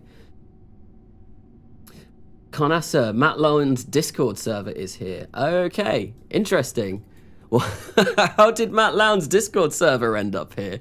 But welcome anyway. Matt Lown, the one that's bad at KSP. Is Matt Lown bad at KSP? I wouldn't say Matt Lown's bad at KSP. He's very good at SSTOs. I can't make SSTOs at all. I am really bad at SSTOs. I've tried and tried and tried, and I fail every single time that I try to make one. Right, so let's... This doesn't seem to be going well. See if I can turn myself around. He still uses the Kerbal system. Cringe. He's just a man doesn't have to like mods. You don't have to like mods to play KSP. Obviously, I am very much in favor of having a heavily modded KSP, as well. If people have seen my series, might be able to tell the fact that I have played. Well, my first series was Realism Overhaul, and now I'm playing Beyond Home. Beyond Home is really fun. Carnassa, I might or may not plug your stream on his server. Okay, fair enough. Fair enough. So I am on Matt Lowndes' Discord server. I sometimes make some comments over on there. Not even playing RSS. I'm not playing RSS at the moment. The reason why I'm not playing RSS at the moment is because my series that I am doing on that, Kerbal Gets Real, I want to finish that up. Not on a live stream. So usually Mondays I would be streaming RSS, but I've decided to do something different. But yeah, Noob Lown. Oh no, I mean RSS is completely different. So I'm relatively okay at playing RSS and RO and all of that. It's what I like playing in KSP. So I'm relatively good at that. But when it comes to doing things like SSTOs and a lot of stuff in stock, I am really bad. What skybox is that? I don't actually know. I think it's the one that is recommended with Beyond Home, the Beyond Home Planet Pack. I'm not sure what it's called, though. I can't remember. I cannot remember. Right, so what I want to do is, once again, we are going to be... It's going to be dark when we arrive here. No, it's not. No, it's not. It is going to be light. Just. Oh, great. Batteries are running low. No. We are going to extend our solar panels. I think what I'll do is I'll extend a couple of them, and then that way, if they fall off, well, if they break off when we enter Lua's atmosphere, then we've got another couple. It's not the end of the world. Hey, Carnassa, what is your idea on Mars Horizon? So I played the demo of Mars Horizon before starting my stream today, and I finished it in 40 minutes, and I thought it was fun. It looks good. I like the style of it, but I can see it getting very repetitive very quickly. So I'm not sure. I mean, the game comes out on Thursday, doesn't it? I'm not sure if I'm going to be picking it up or not. I know there have been a few requests to play it over on my Discord, but I don't know. It seems quite expensive for what it is. Yeah. I might give it a go. I might give it a go, but we'll see. Carnassa, would you recommend RSS over normal Kerbal system? Depends what you're into, really. I really like RSS because I like the challenge. I like RO because, yeah, no, I like the challenge and I like the additional realism that it gives. And I find it really fun. But I think you do get some absolute mad lads who decide to go straight into RSS and RO. I would not recommend that. I would recommend definitely playing stock system first, getting kind of your head around the mechanics of actual KSP and then delving into that. But it comes out in 15 hours according to Steam. So it's out, I know it's out on Thursday over here. I don't exactly know when that is, when it comes out on Thursday. Right, so we're getting electric charge again. That's absolutely wonderful.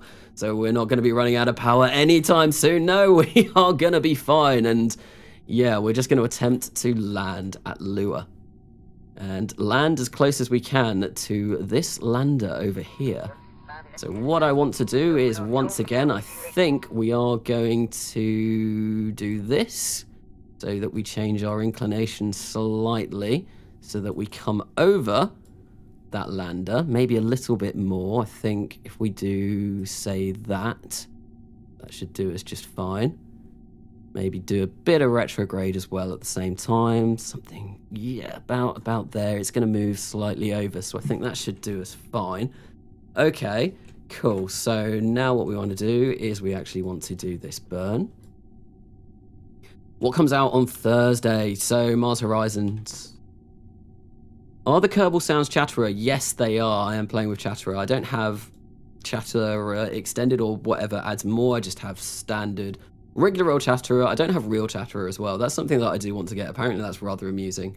I started getting bored of Kerbal system. So I've played a fair bit of the stock Kerbal system. Not a huge amount. I've landed Kerbals on Juna. I've built space stations. I've landed on the moon, Minmus, and all of that. I've gone to Eve, but I've never landed on Eve. And yeah, I've never actually been to Jewel, but I decided that I wanted to try Realism Overhaul after watching Scott Manley's not Interstellar Quest. Scott Manley's spaceships are serious business, because yeah, I thought that was a really interesting series. I watched it and I was like, damn, this is actually really cool. I really want to try out this Realism Overhaul malarkey. And I did, and then I absolutely fell in love with it. And yeah, no, I've played nothing but Realism Overhaul in KSP for quite some time now.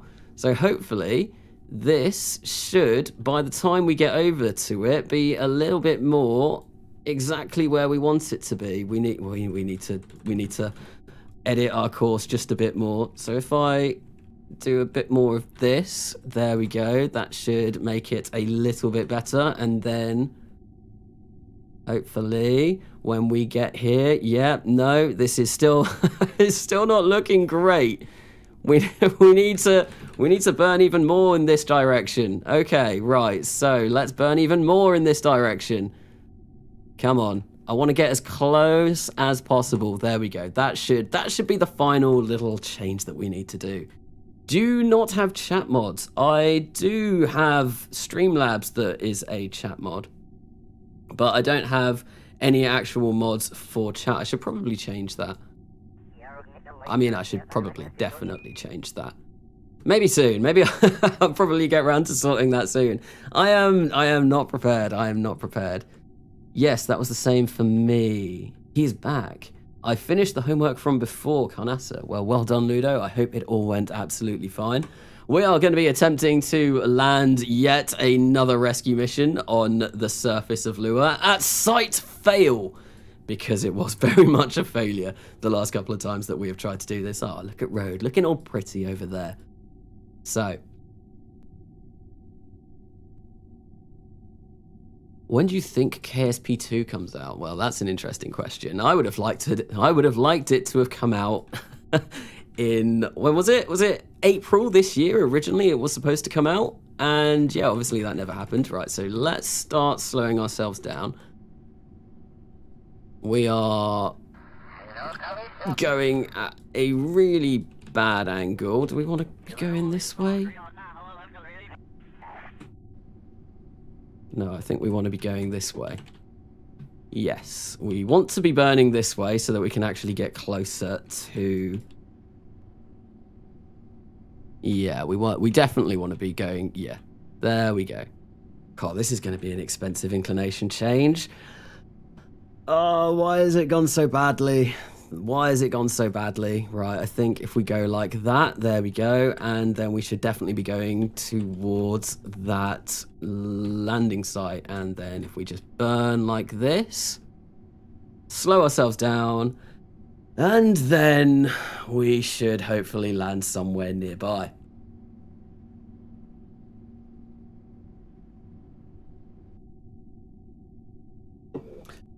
Will you use the Parallax mod if it supports RSS? If I get... Actually, Parallax is more GPU intensive, and I'm fairly sure my GPU is fine. I need more RAM, though, to run all of the mods that I want to on RSS. So let's target that. We are... How far away are we? 36 kilometers, so we're almost right above it. Very interesting. So let's try and slow ourselves right down and then just drop nicely down. Right, let's just burn these engines slightly. We've still got 613 meters per second of delta V left. That's absolutely wonderful in this stage. And then obviously we've got 1,270 in the next stage. So yeah, we're going to be fine. Parallax won't be coming to RSS because the planets are too big. Yes, I think there's... What is it? Kerbal scale RSS is getting Parallax, though, isn't there? But I know, obviously, the planets in RSS are a lot bigger. So I think Earth is the size of Jewel or something. I think Earth's about the size of Jewel. But not to worry, though. But yeah, no, I'm fairly sure stock-sized RSS was getting them, whatever it's called, Kerbal scale RSS, I think. Well, I wouldn't know links. you would be the one that knows about that. So, oh, good luck on not messing up the landing, Carnassa. So no, we're not going to mess up the landing this time. Definitely not.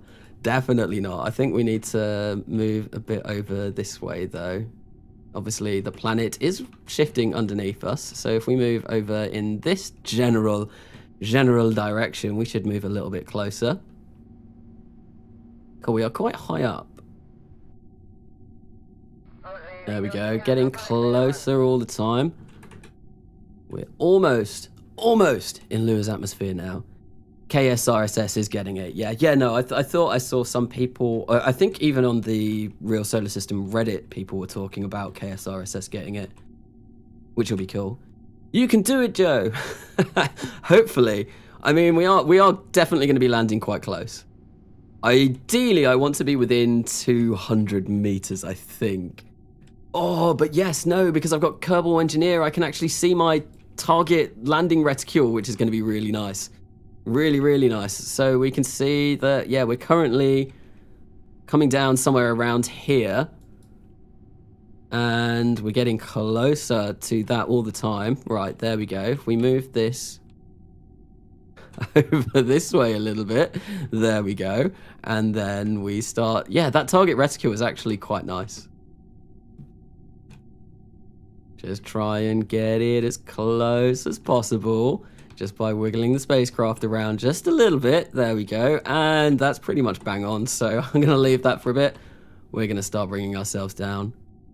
And hopefully, how much delta V do we have left in this stage? We have 243 meters per second. So we have loaded in, and are we going to get the message about, yeah, Ziggy Kerman refused to work, lack of supplies. Right, so let's start burning retrograde.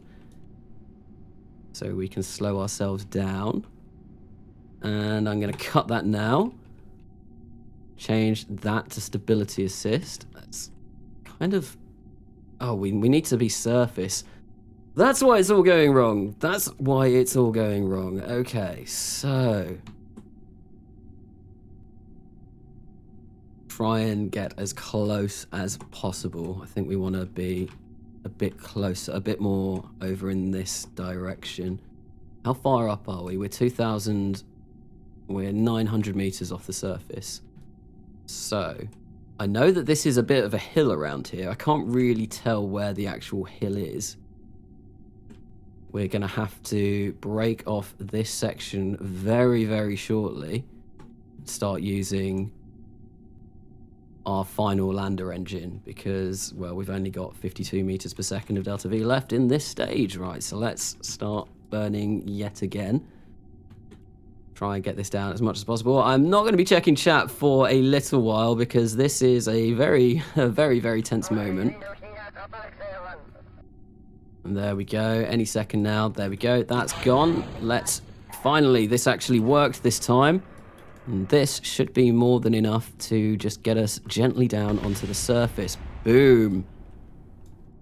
There we go. Easily does it. And I think this actually isn't that slopey. Yeah, no, this will be fine. This is fine. This is absolutely fine. This is going to be an all right landing. We are 150 meters away from the crashed spaceship, and I don't think...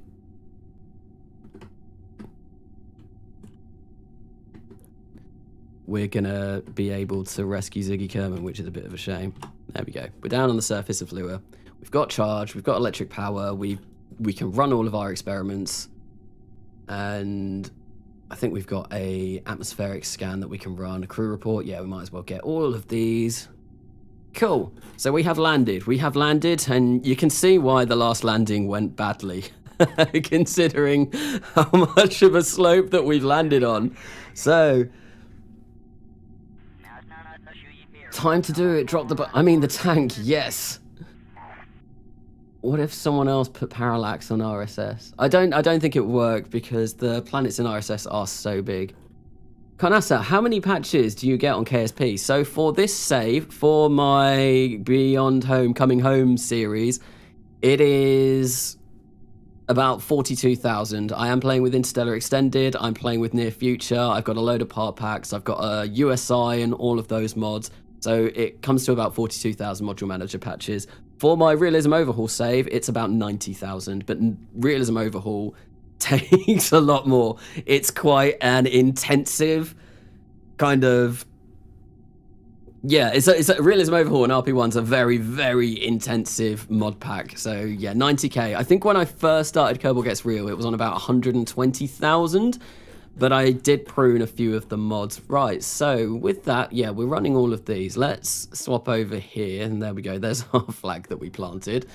And yeah, tourists may not disembark from the vessel. Wonderful, and we can't control this vessel whatsoever. So I think what I am going to do is I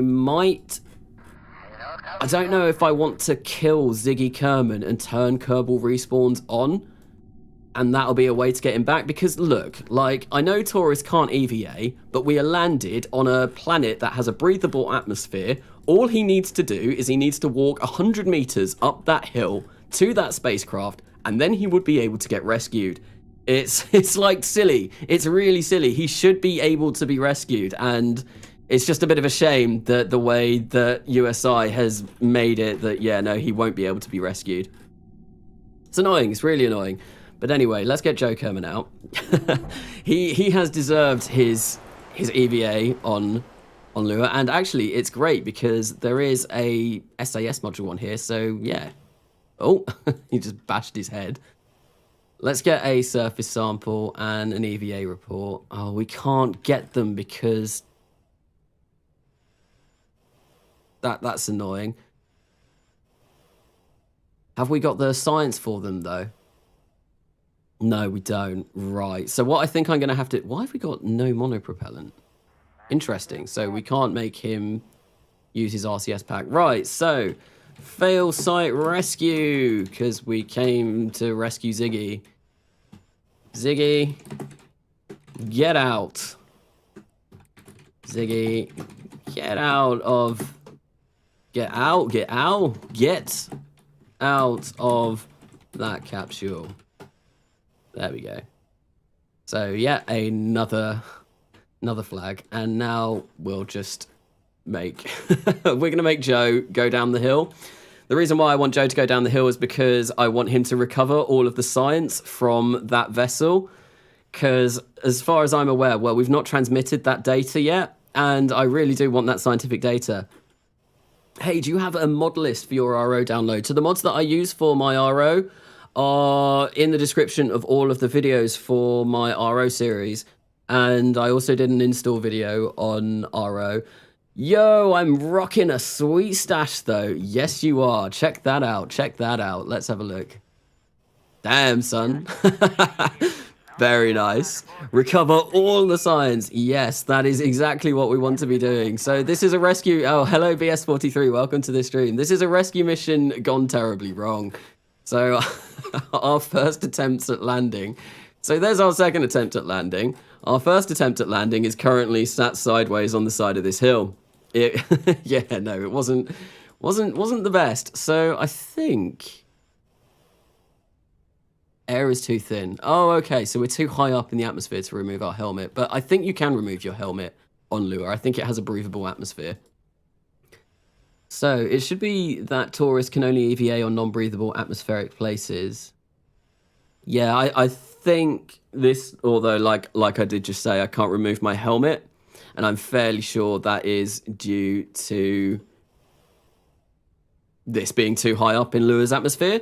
So I think if we landed in the lowlands, it would have been all right. But because, yeah, we landed in the... Where are we? We're in the Main Ridge Highlands. Yeah, because we're in the Highlands, it's just not possible. Wait, do you have any custom suits in this install? I have some I've been working on and finally have a USB stick to recover them from my old PC if you're interested. No, I don't have any custom suits, but custom suits would definitely be interesting. What are you studying at uni? I am studying computer science. I'm in my second year and I have a lot of tests coming up this week. I've got a couple of tests coming up. yeah, this week, and then I got a lot of assignments coming up next week. So after this, Oh, what am I trying to say? After this stream, I'm going to be taking a break from this channel for a couple of weeks whilst I get all of my uni affairs in order and sort my uni out, because I do need to sort it out. I've got a lot of work that I need to be getting on with. Right, so crew report. Ziggy's inventory. I can disassemble the parts. Take data. So what data do I have? So I have the surface sample and I have the EVA report. That's exactly what we want. Without child parts.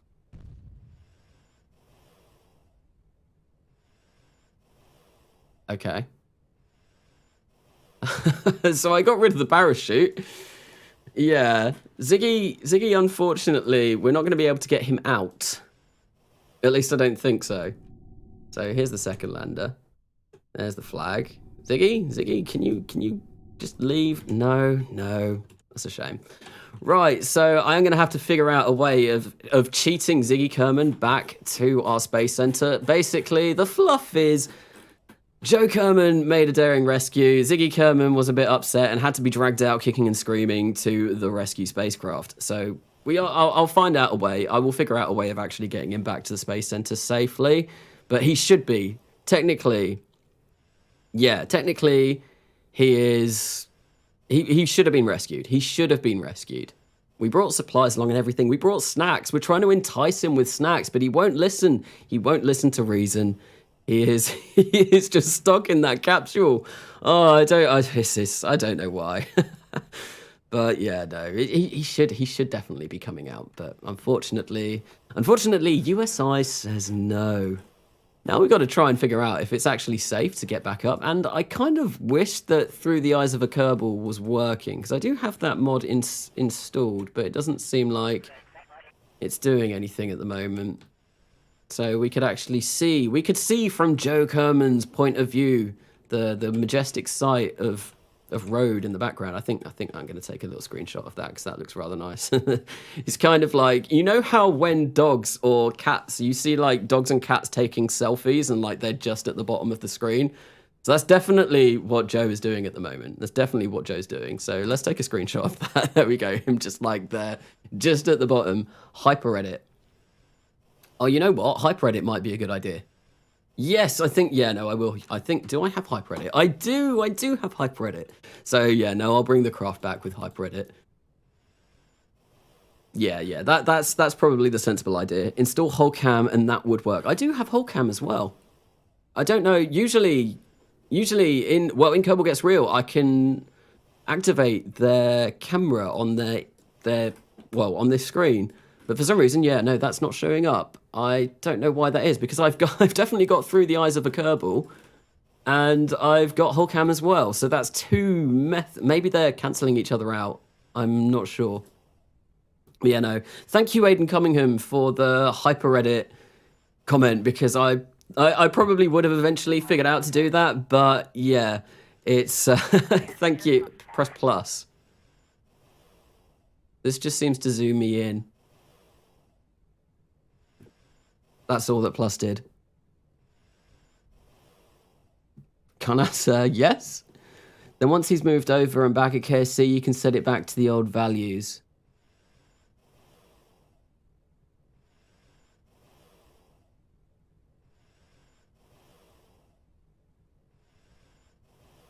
Why do I not play the stock solar system? I don't play stock solar system. I mean, I could. I just really wanted to try Beyond Home, because at the time it was the only planet pack. When I started this install, it was the only planet pack that had parallax, obviously. Lynx being the guy that developed Beyond Home, also being the guy that developed parallax. So I really wanted to try parallax. I'd been told that Beyond Home was a lot of fun. And before that, yeah, no, it was just real solar system. I have played stock. I've landed on Juna. I've landed on Ike, I've landed on Gilly, I've not landed on Eve, I've gone to Eve though, done Moon, done the Mun, Minmus, all of those, quite a few times. I never went to Jewel, but yeah, stock is, I've never, when I first started playing the game, years ago, I did play stock a lot, but I just like RSS and RO for the realism, and then I thought, yeah, no, I heard a lot of good things being mentioned about Beyond Home, so I really wanted to try it out and see what the hype was about, and I'm glad I did because it is really fun, and I'm very much looking forward to exploring things like Gateway and going to the oceans on Gateway. Stock is pretty mess, so I don't blame you. Carnassa, yes. So what about that interstellar crafts? So yeah, one thing that I do want to do, so Pexa's bringing this up, is with this series, when I go into Planetary, I think this is what you're talking about, because I was talking to you about this on the Discord the other day. When I go into Planetary, I want to actually design kind of like ships that look like they could go into Planetary, because I think that would be really fun. Like kind of, you know, like have hab rings and gravity rings on them. So all kinds of, yeah, to make them look really cool. And I think, yeah, it'd be a bit more of a challenge to send, when I go into Planetary with man stuff, to have those kind of large craft, rather than just sending like a Mark 1 cabin with a few supplies on. I just think it would be a much more interesting way of going into Planetary. But yeah, no, I'm really looking forward to going to Gateway, because so Lynx, I did just watch your video, the one where you, come on, grab. Oh, this is bad. I can't get back on the spacecraft. Oh, come on. And why? I don't even have RCS. I don't know why I don't have RCS. Crew hatch. Toggle ground tether. Interesting. But yeah, no, what was I saying? I was saying I watched Lynx's video where he went to Gateway and put the submarine into the oceans in Gateway. That was a good video. I did enjoy that. ITV's first YouTube series. Wait, what?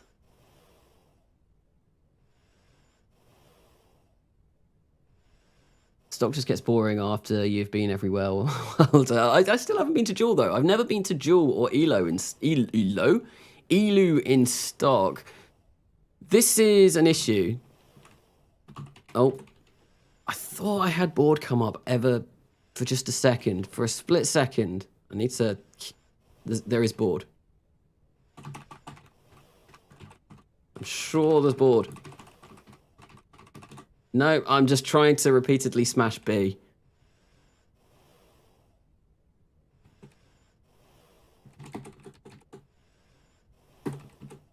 This is not going well.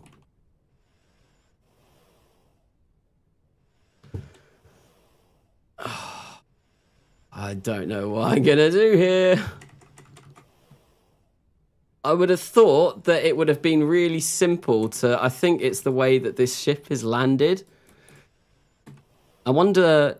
So, Lua's got quite low gravity, right? I don't actually have any RCS. For some reason... Let's do it. No, I can't. I was hoping that we could jump on. Oh, hello, Carnassa. Hello, Richard Tang. Welcome. So I call my interplanetary crafts with ITV call TAC, which stands for Interplanetary Stellar Transport Vehicle, as ITS was... Thanks, Elon. Could you spin it somehow? I don't really want to be messing around with spinning this... Oh, there we go. There we go. There we go. I don't know how I managed to do that, but we're on. That was interesting. That was really interesting. I honestly don't know how that happened, but it worked. Can you lower one of the landing legs? I probably could have done. But we managed to get up. We managed to get up. We can't track we can't release these, can we? Right, so I want to go that way. I think. And let's take off. And this is very slow, so yeah, we want to be going this way. So bye-bye, Ziggy Kerman. We are going to hyper-edit you back to safety very, very shortly. But until then, well, we will see you later. So we do have the data in here. I'm hoping that we recover all of that when we get back to Rhode, and hopefully this doesn't have any issues with actually getting back. So we are, I want my Apple apps to maybe be at like 12,000 meters, 13,000 meters. I'm not sure, somewhere around there. But we don't actually need a, yeah, I'll go for 12,000 meters. And then look at Rhode, once again, beautiful in the sky. It's gonna be a while whilst we wait to actually get back. Right, so I'm gonna retract these. I'm gonna get rid of the landing ladder. And then, there we go, retract ladder. Let's actually set that. Oh, we are in space. We are in space. Wonderful. Can you... No monoprop on the craft. The Kerbalism config has the monopop set needed for EVA still. Oh, okay. I did not know that. There is... I think the first... Or maybe... Oh, no. Yeah, no, because the actual Mark 1 capsule has a little bit of monopropellant in it, and... Yeah, that'll be why. There is no monopropellant in this whatsoever. Okay, right, so I started that burn at a really bad time. Because now... Oh, no. This is just taking way more than I would have anticipated to get us into orbit. I think I need about 400 meters per second of delta V to get back to Rhode or thereabouts. It might be less than that. I really need to learn the delta V map for Beyond Home. I don't know it yet. So right. We are just going to coast again because I really messed up that burn. And finally, let's just finish this off. There we go. We are in orbit. Lovely. And we are at a highly inclined orbit. Oh yes, because we weren't equatorial when we landed. So I think what we want to do, maybe if we go about here, do something like this. 282. Oh wow, yeah, that's definitely enough to get us back. Oh great, come on. So we only need about 250 meters per second of delta V to return from Lua. Cool. So yeah, we've got way more than enough. We've got what, 610 left? Yes. 355 meters. We're not going to do quite something that drastic, but I will change that when we get around to it. So in 9 minutes, and we are gonna... Oh great, I missed it. I'm too keen with the time warp. I missed it. Right, so let's burn our way back. Get this guy safely back home. Get all of this important scientific data back home. Carnassa, do you have Astrogator mod? I do have Astrogator. Right here. Oh, it actually tells you. Awesome. So, yeah, yeah, no, it gives you the delta V requirements for the burns. I probably should have paid attention to that. But yeah, no, that is definitely going to help me. Definitely going to help me when I try and do some stuff later on. So I think I want to set my Rhode periapse at about 10 kilometers. I think that should be fine to bring down this massive piece of junk. So I'm still trying to get radiation working with USI for you so I can have a look at disabling that portion of Kerbalism life support if you want. That would be very, very cool. I would definitely like to include that. Is your capsule able to decouple from the tank? But if you don't have the big boy heat shield, the solar panels will just mess with your whole ship. It is able to decouple. So our heat shield is here. So when we detach, when we decouple this section, we'll lose all of our solar panels and landing gear and all of that, but we will still have our heat shield and our capsule and our parachute and these solar panels here. So we should be fine. Oh wait, if Lynx is still here, he might have more informed on this than I am. What kind of Van Allen belts might show up in the Beyond Home planets and moons? I think Kerbalism already has the Van Allen belts done though, doesn't it? It just doesn't work nice with USI. I'm fairly sure there is Kerbalism configs for Beyond Home as it is, because I know when you get into orbit of Rhode, you are instantly blasted with radiation. Right, so... Well, we're on our way back home. We are on our way back home. We are going to... Yeah, let's just fast forward ahead. We are not going to be running out of electric charge anytime soon. So we're going to get this guy. We're going to get Joe Kerman. Joe Kerman, you have done a daring rescue mission. You were entirely successful, except you weren't because game-breaking rules. But what I will do, as soon as we've returned Joe Kerman home, I am going to just go grab that craft and we will hyper-edit it and we will land it somewhere on the surface of Rhode so that we can get Ziggy Kerman back because he should be back. Right, so 103 seconds. Looks like we're coming down over some kind of plains, maybe? Right, let's turn retrograde so we're ready. Wow, that thing moves quickly. Doesn't like USI. So, oh, please don't come over. Please, please, please, please, please don't land on the mountains. Those flashing aviation lights are a bit, look at, I kind of like it. It's kind of cool. Hang on, let's see if I can, yeah, there we go. Although, I don't know why that would be good. I just wanted to try and get a screenshot of that, but then I think actually, well, when it's a screenshot, it won't look any good. So, let's arm this parachute, let's decouple, and let's watch basically our service module. Our service module and lander it does multiple jobs. It is our propulsion system. It's got our life support in it. It's our lander. It's a jack of all trades. And there we go. It is burning up now, and we'll probably see some very cool explosions, I do imagine, whilst we're on our way down. So there we go. It is really heating up now. Hopefully nothing goes flying into us. I have a feeling that it shouldn't. Yeah, no, it's kind of passing off over in that direction, but we are gonna fly just under it, and that is rather concerning. All of the fireworks going on around us. Yeah, that could have definitely been I could have released that service module a little bit earlier. Probably would have been smart. Then that way, well, I wouldn't have to have the whole riskiness of running into parts flying into our ship. Although this does mean that Joe Kerman is going to be getting a rather nice view of the fireworks. Carnassa just got back. How is the rescue mission going? So we were unable to rescue Ziggy Kerman because of how USI works. So what I am going to do is I am going to hyper edit him back to Rhode because just the way I went about doing it didn't actually work, which is a shame. But I feel like we landed within 150 meters of the craft. We actually sent Joe Kerman to the craft and recovered all of the science. And yeah, we just were unable to take Ziggy Kerman. So I'm going to hyper edit it back, and it kind of, yeah, we will pretend that it worked just fine. Right, where are we coming down? Sandy Lowlands. Okay. We have armed the parachute. That should be going off very shortly. Once we hit 5,000 meters altitude, yeah, that should be going off. And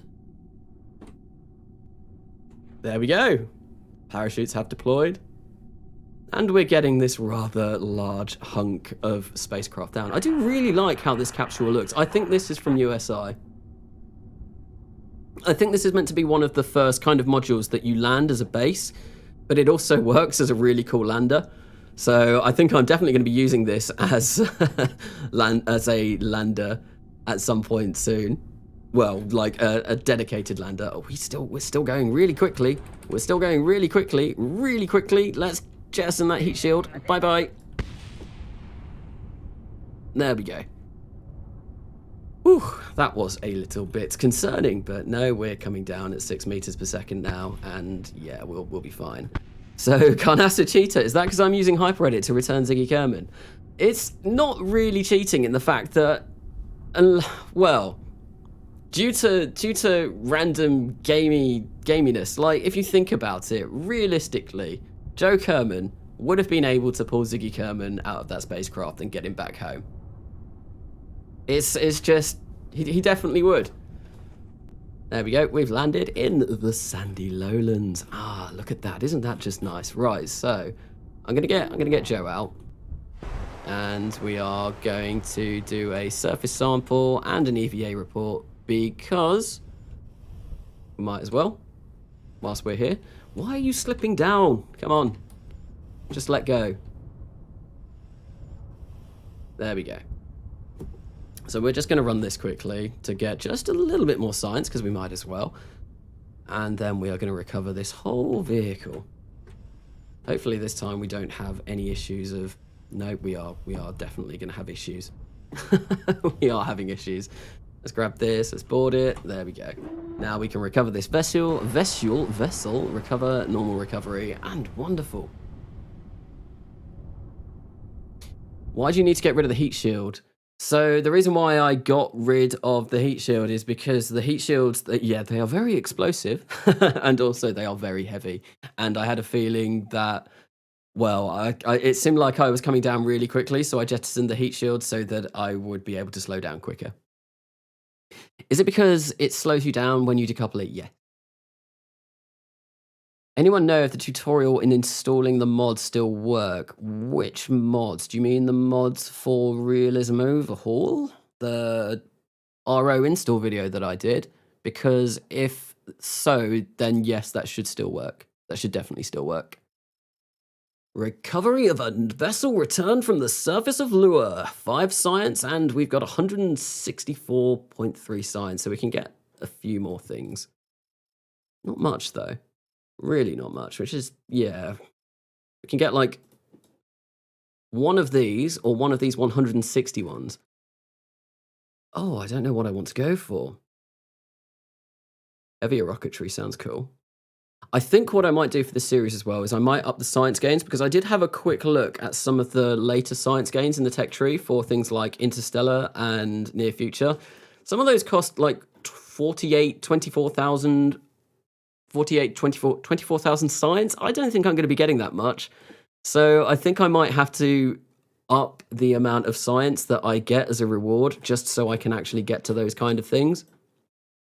But yeah, no, I will think about doing that. So there's something that I wanted. I kind of wanted advanced flight control, or landing might be cool, or command modules might be cool, because then we can actually send 2 Kerbals up at once, and we get lander cans, and we get big service bays, trunks, and the Dragon capsule, basically, the Rhode command pod. I'm fairly sure that is meant to be the Dragon capsule. We get cupolars and station cores, and yeah, I think I'm going to go for command modules, because I think this will open up a lot more in terms of exploration, or advanced exploration might be the way to go. We get a submarine, but then I think if I go for command modules, it's going to make making a base on Lure a lot better.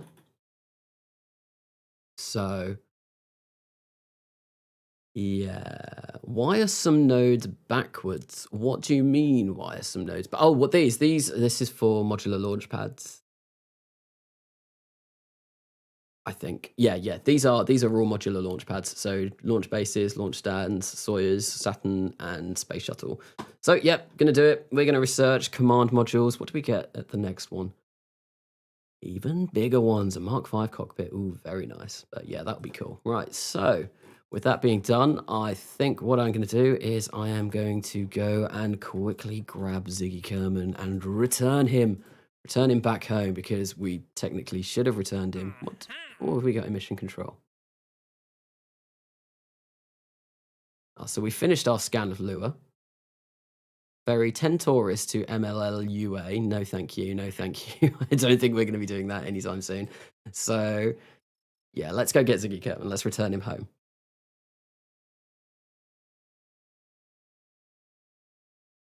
Can you avoid planes and X-planes? I find them a little fiddly. If this is with RO as well, I didn't do planes and X-planes in my Kerbal Gets Real save. I did not use them whatsoever, because I also really don't like planes or X-planes.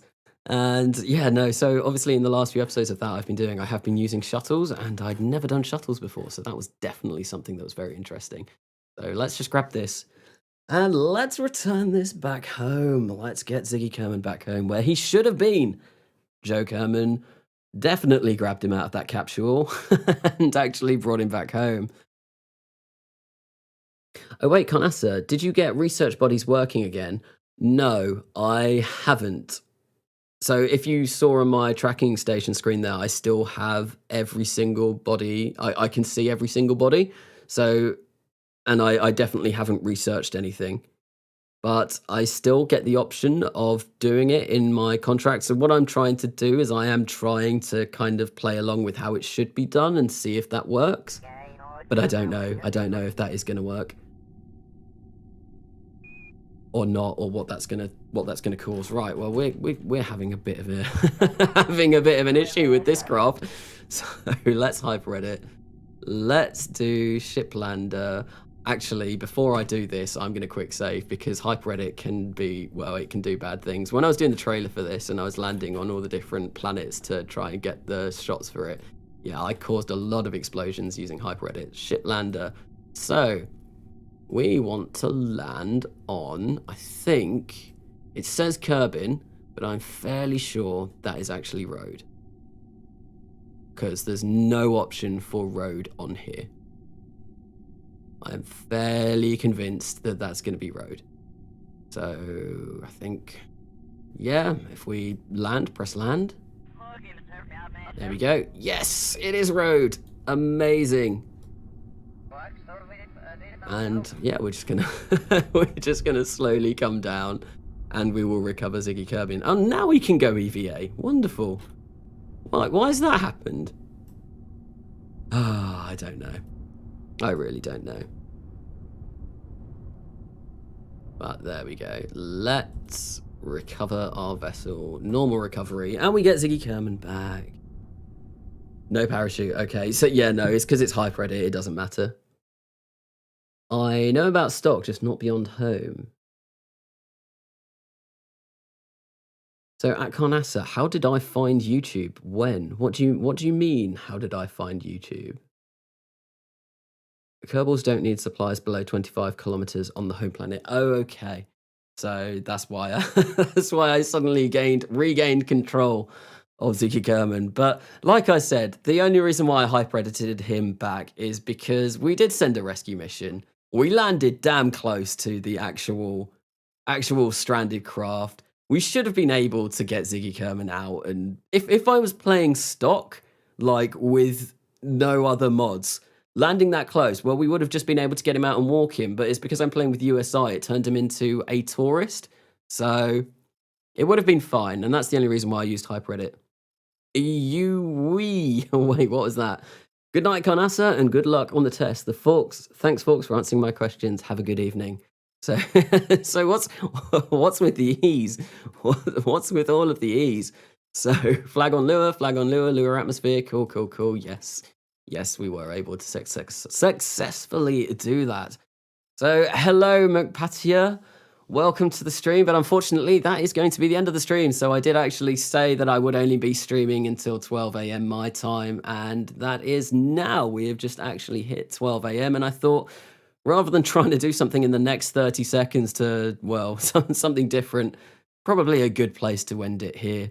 But thank you everyone for coming along to this stream, and this is bizarre. As soon as I'm ending this, I'm actually, my concurrent viewers are going up, so probably ended that at a bad time. But yeah, no, I did only say I was going to be streaming until midnight my time tonight, because I do have a lot of university work to be doing. I've got a test on Wednesday. I've got a lot of assignments to get on with.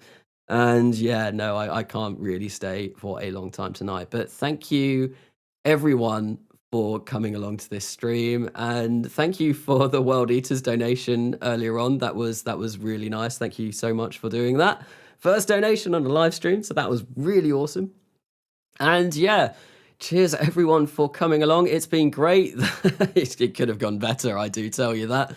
But yes, no, amazing. So there probably won't be any new episodes out over the next week, except for my RimWorld series that I'm starting, because I've got a lot of work to do. But I will be streaming again next Monday, same time, 8 p.m. GTM. So yeah, no, I will see you all then. Thank you everyone for coming along. I have been Carnassa, and I will see you later.